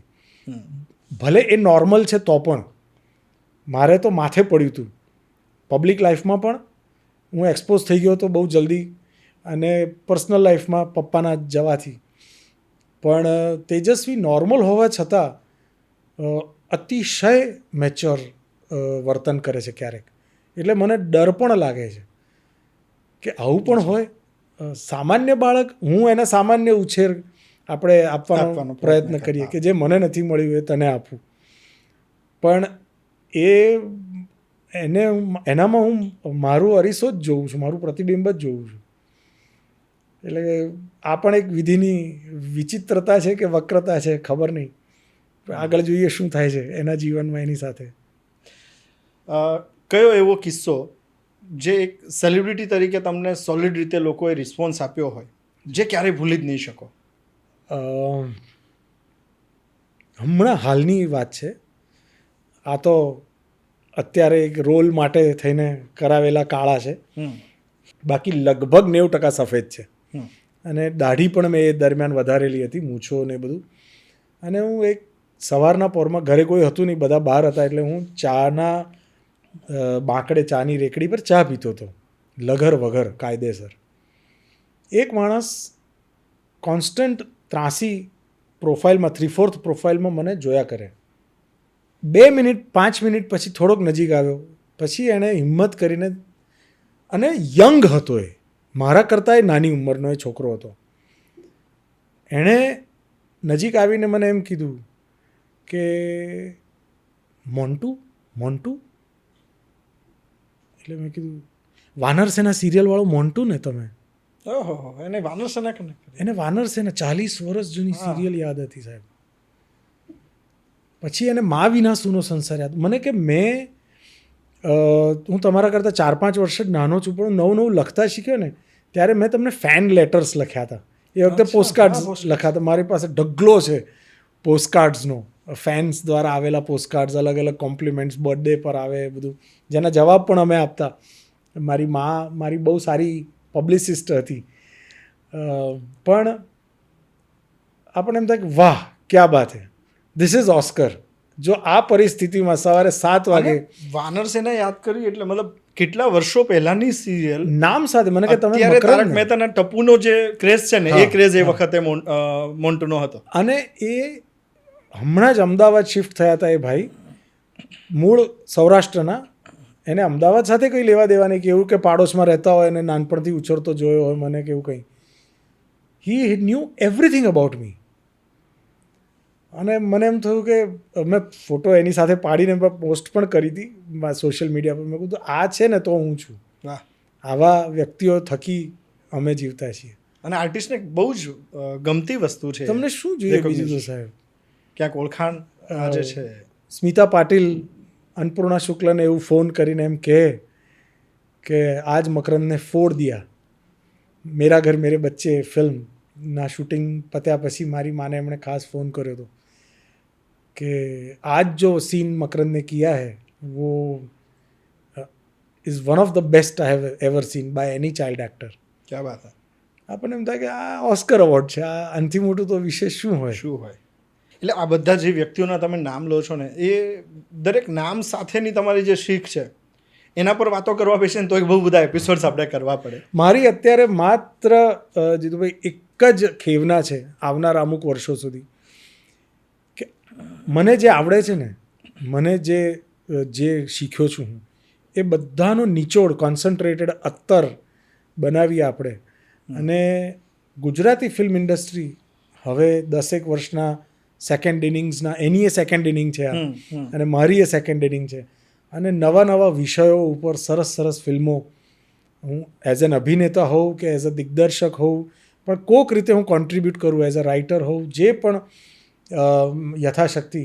પણ આઈ વોન્ટ ટુ સી, કારણ કે મારી શરૂઆત ગુજરાતી સિનેમાથી થઈ છે અને મેં એ ગુજરાતી સિનેમા જોયું છે કે જ્યારે બે ફિલ્મો ક્યારેય એક સરખી નહોતી, ભલે એમાં હીરો હિરોઈન સેમ હોય તો પણ. જમના બની જગદંબા હોય કે મા વિના સોનો સંસાર હોય કે દે યુઝ ટુ એક્સપેરિમેન્ટ અ લોટ. અત્યારે ગુજરાતી ફિલ્મ મેકર્સ જો એક્સપેરિમેન્ટ કરવાનું શરૂ કરશે ને, લાલાએ દરવાજા ખોલી આપ્યા છે. પ્રોડ્યુસર્સ, રૂપિયાની હવે કોઈ અછત નહીં રહે, ઓડિયન્સની કોઈ અછત નહીં રહે, રિપીટેટિવ ના થતા. એટલે આ જ મિથ થશે. અત્યારે કેવું થશે કે લાલો બનીને એટલે લાલો જેવી બીજી શો આવશે. That's the problem. હવે લોકોએ જોઈ લીધી છે, એને જે જોઈતું તો એ મળી ગયું છે, પછી એ રિપીટમાં એમને મજા નથી આવવાની, એટલે માંડ આપણને ઓડિયન્સ મળતું થયું છે ને એ પાછું જશે. બહુ દુઃખ થશે જો એવું થયું. વૈશલ શાહની એક કોમેન્ટ હતી. એક્ઝેક્ટલી, હું I was about to mention him yes, કે એમણે કહ્યું હતું કે તમે મહેરબાની કરીને આ ન કરો. છેલ્લો દિવસ પછી એક લાઈન લાગી હતી કોલેજના ભાઈબંધોની વાર્તાઓની. એટલે એમાં થાય છે શું, લોકો પ્રોડ્યુસર્સના પૈસા જાય છે. એક્ઝેક્ટલી. મેકર્સને તો ચલો કે છે મારે બનાવવી છે ને એમને બનાવી, અને ઓડિયન્સ, રિપીટ ઓડિયન્સ નથી, એમ રિપીટ પ્રોડ્યુસર બી આપણે ત્યાં નથી જ. અને છેલ્લો દિવસ વખતે તો ચલો ઓટીટી નહોતું અને મીડિયા આટલું નહોતું. હવે તો 1 મિનિટના વર્ટિકલ શોર્ટ ફિલ્મ્સ બની રહી છે. ઓડિયન્સનો રિટેન્શન સ્પાન એટલો ઘટી ગયો છે અને સાથે સાથે એટલું બધું એક્સપોઝર વધી ગયું છે. પણ એમને કેવું થશે કે આ બનાવી નાખીએ, એટલા બધા તો નહીં જાય, આપણને સબસિડી બી મળશે ને. According to you subsidy continue હોવી જોઈએ કે બંધ થવી જોઈએ? બંધ થઈ જવી જોઈએ. તમારા સ્ટેટમેન્ટ પર બહુ બધી કોમેન્ટ્સ નેગેટિવ આવશે. ના, સરકાર એની રીતે કે ભાઈ ચલો અમે પ્રમોટ કરવા માટે, સહાયરૂપ થવા માટે, ઊગીને ઊભી થઈ રહેલી ઇન્ડસ્ટ્રી માટે આ બધી મદદરૂપ કરીએ છીએ. ઓફકોર્સ એની રીતે પ્રોડ્યુસરે અને ડિરેક્ટરે સબસિડી મળવાની જ નથી, એ માનસિકતા સાથે ફિલ્મ બનાવવાની. પછી મળે એ જુદી વસ્તુ, આ સબસિડી છે, આ ઉપરાંતની સહાય છે. 90% પ્રોડ્યુસર્સ આપણે ત્યાં હજી પણ અને ડિરેક્ટર્સ પણ એ રીતનું જ પેકેજિંગ કરે છે કે જે સાહેબ આ 40 લાખ તો પાકા છે. આરઓઆઈમાં પહેલાં આ ગણાવી દેશે. આરઓઆઈમાં તમારું ગણતરીમાં જ પહેલું એ કહેશે સબસિડી, સેટેલાઇટ રાઇટ્સ, આ તે છેલ્લે બોક્સ ઓફિસ આવે છે. એટલે એવું કહે છે કે બોક્સ ઓફિસને આપણે કાઉન્ટ નથી કરતા. પહેલેથી આવું. હા, એકચ્યુઅલી કાઉન્ટ શરૂઆત ત્યાંથી જ થવી જોઈએ. આ રોંગ સિનારીઓ આપણે ત્યાં ચાલી રહ્યો છે અને એ ખબર નહીં ક્યાં સુધી ચાલશે. કારણ કે સબસિડી માટે જે કંઈ સબસિડીમાં પણ વાલા દવલાની નીતિના આક્ષેપ બહુ વાર ઉઠ્યા છે. ટુરિઝમની સબસિડી છે એક ઓફર થાય છે, તો ટુરિઝમની સબસિડી લેવા માટે થઈને હું જે નથી બતાવવાનું એ પણ હું કારણ વગરનું બતાવ કરું, એ જગ્યાઓ બતાવું ને જઈને ત્યાં જે સીનની જ્યાં જરૂર જ નથી ત્યાં જઈને. ફિલ્મ અગત્યની છે ભાઈ, ડોક્યુમેન્ટરી થોડી તમે બતાવવા નીકળ્યા છો. એ તો ટુરિઝમ પર દૂરદર્શન, પેલું સરકાર, ભારત સરકાર, ગુજરાત સરકાર બનાવે જ છે. પણ એ રૂપિયાને એન્કેશ કરવા માટે, ભલે હું થોડોક ઓલ્ડ સ્કૂલ કે પ્યુરિટન ગણાતો હોઈશ, પણ સબસિડી એ ઉપરોક્ત સહાય છે, આઈસિંગ ઓન ધ કેક છે. કેક તો સારી બનાવવી જ પડે. ફિલ્મને એ રીતે કહો કે એક શોખ, હા, આ જ રીતે આખી વસ્તુ થાય છે ઘણી વખત શોખ ને. ઇટ ઇઝ ધ કોસ્ટલીએસ્ટ હોબી હા, એઝ અ ડેફિનેશન. સૌથી મોંઘો શોખ છે આ સિનેમા. કારણ કે રિટર્ન એ આ કહે છે ને બધા કે જુગાર છે. એબ્સોલ્યુટલી જુગાર છે સર. કેલ્ક્યુલેટેડ રિસ્ક વાળો જુગાર છે. ચલો, અને પણ નહીં એ કહેવાય છે કેલ્ક્યુલેટેડ રિસ્ક, બાકી કેલ્ક્યુલેશન કરે છે. કેલ્ક્યુલેશન કરે છે એમાં તો ખરાબ ફિલ્મો બને છે. એ મેકર સાઈડનું કેલ્ક્યુલેશન થયું, પ્રોડ્યુસર એમાં ટ્રસ્ટ કરી લે છે, જી, એ વિશ્વાસ રાખી લે છે ને કે એમણે જે બતાવ્યું એ ગણિત સાચું. પણ પ્રોડ્યુસરે પણ સમજવું જોઈએ ને સાહેબ. આજે હું ફ્લેટ લેવા જઉં તો હું ફ્લેટના જમીનના કાગળિયા તો માંગુ કે નહીં, રેરા એપ્રુવડ છે કે નહીં, એને ઓસી મળેલું છે કે નહીં, બીયુ મળેલું છે કે નહીં, એના કાગળિયા, જમીનના કાગળિયા ઓરિજિનલ 7/12 ઉતારો જઈને ચેક કરાવું કે નહીં, પછી હું એક 50 લાખનો ફ્લેટ ખરીદું. અહીં તો 5 કરોડ રૂપિયા કોઈક રોકતું હોય, 2 કરોડ રૂપિયા, 1 કરોડ રૂપિયા કોઈ રોકતું હોય, તો એ પ્રોડ્યુસરો પણ કેવા મહામાનવો છે કે જે ચેક જ નથી કરતા. હા, બસ આપણે આ બેનને લઈને અને આ ભાઈને લઈને, અથવા તો ખાસ આ બેનને લઈને પિક્ચર આપણે બનાવી છે. એટલે દેટ ઇઝ ઓલ્સો પ્રોબ્લેમ. પછી તો એ તો જ્યાં લોભિયા હોય ત્યાં ધુતારા ભૂખે ના મારે. જ્યાં સુધી પ્રોડ્યુસરોની પણ મેલી મુરાદ હશે 1% પણ, ત્યાં સુધી ડિરેક્ટરો એમને નીચોવી જ ખાવાના છે. ટ્રુ. એટલે એટલા માટે જે રિઝલ્ટ આપણને જોઈએ એ કદાચ રિઝલ્ટ આપણને સ્ક્રીન પર નહીં મળતું. Exactly sir. એની આ બધાની સાથે સાથે ઇન્ડસ્ટ્રી ચાલતી રહે એની મજા છે. અને વી મસ્ટ આવનારા 4-5 વર્ષ પછી 100મું વર્ષ હશે ગુજરાતી સિનેમાને. એટલે નોટ જસ્ટ ગુજરાતી સિનેમા પણ ભારતીય સિનેમાનું પણ જો 100-125 વર્ષનો ઇતિહાસ જોઈએ તો ગુજરાતીઓનું જે પ્રદાન રહ્યું છે, પછી એ મહારાષ્ટ્રમાં રહેતા મુંબઈના ગુજરાતીઓ હોય કે ગુજરાતના ગુજરાતીઓ, અનન્ય રહ્યું છે. દરેક ફિલ્ડમાં રહ્યું છે. મ્યુઝિક, ડિરેક્શન, પ્રોડક્શન, બધા જ, એક્ટિંગ. એટલે we should be proud of our legacy. Gujarati cinema એ અદ્ભુત કામ કર્યા છે. ગુજરાતી સિનેમાએ અદ્ભુત એક્ટર્સ, કલાકારોને કસબીઓ આપ્યા છે આ દેશને, અને ગુજરાતી સિનેમામાંથી જ એ બહાર નીકળ્યા છે. ટ્રુ. એટલે જરાય એક કાળ એવો ગયો કે બ્લેક ડાર્ક એજીસ હતો અને ખરાબ ફિલ્મો બનતી હતી, કે એ બધું જ હતું. પણ જે અસલી એક આપણે પણ હતા ગુજરાતી સિનેમા, એટલે અને હજી આજે પણ છીએ. લુક, આજે લોકોને મજા પડી રહી છે ગુજરાતી સિનેમા જોવાની. ટ્રુ. તમે જે એરામાં કામ કર્યું છે ને એ જ એરાને લઈને એક વાત, મતલબ ત્યારે બહુ જ ચાલતું હતું ગુજરાતી સિનેમા, લોકોમાં ક્રેઝ હતો. હું તમને ખાલી અમદાવાદની જો વાત કરું તો એક એવો પણ એક એલિગેશન થાય છે કે અમદાવાદમાં વિસામો છે એ જો નદીની આ બાજુ બતાવવામાં આવે ને તો લોકો બહુ જ પસંદ કરે, એવી સાહિત્યની ફિલ્મ જેના પરથી બાગબાન બની. અર્બન સિનેમા, જેને અર્બન સિનેમા કહી શકાય. તો એ ફિલ્મ છે એ બતાવવામાં આવતી હતી નદીની પહેલે પાર, અને ત્યાંનું ઓડિયન્સ જે પસંદ કરે છે, જે ટિપિકલ સૌરાષ્ટ્રથી આવેલું ઓડિયન્સ જે રહે છે, એને લોકકથાનકની ફિલ્મો ગમતી હતી. એ ફિલ્મ આ બાજુ બતાવવામાં, બેમાંથી એકેય ઓડિયન્સને પછી ફિલ્મ ના ગમે. આપનો તો ગહન અધ્યયનનો વિષય રહ્યો છે પબ્લિસિટી. હું ઘણા મારા પ્રોડ્યુસર મિત્રોને કહું છું કે એવી જે જેનેરિક ફિલ્મો છે એના તમે 2 પ્રકારના પબ્લિસિટી ડિઝાઇન કરો. એક્ઝેક્ટલી થવા જોઈએ. એક ટિયર 2, ટિયર 3 માટેની એક પબ્લિસિટી ડિઝાઇન હોય, એનું પોસ્ટર પણ જરા જુદા પ્રકારનું હોય, એનું ટ્રેલર જુદું કપાય, અને એક ABSR જે છે, અમદાવાદ, બરોડા, સુરત, રાજકોટ, આ જે 4 મેટ્રોસ છે, એના માટેનું તમે એક આખું જુદા પ્રકારનું ગ્રાઉન્ડ એક્ટિવિટી કે માર્કેટિંગ અને પબ્લિસિટીનું એક જુદું ડિઝાઇન માળખું તમારે તૈયાર કરવાનું. ત્યાં તમારી પાસે FM રેડિયોસ છે, આ છે, તે છે, અને રૂરલની જે સિંગલ સ્ક્રીન્સની જે ઘટના, તો બધું જળવાશે. પણ તકલીફ એ છે કે એકની પબ્લિસિટીનું માંડ બજેટ હોય છે. કારણ કે ફિલ્મ પત્તા જ્યારે ફિલ્મને એમને આપવામાં આવ્યું હોય છે ત્યારે એમને પોસ્ટ પ્રોડક્શન કે પબ્લિસિટીનું બજેટ ગણાવાતું નથી. એટલે સરવાળે ફિલ્મને નુકસાન છે. એ સર હજી બધું બહુ 10 વર્ષ થઈ ગયા આમ તો, પણ અમુક જ આંગળીના વેઢે ગણી શકાય એટલા જ જેન્યુઇન ઇન્ટેલિજન્ટ મેકર્સ અને ડિરેક્ટર્સ આપણને મળ્યા છે એમાંથી.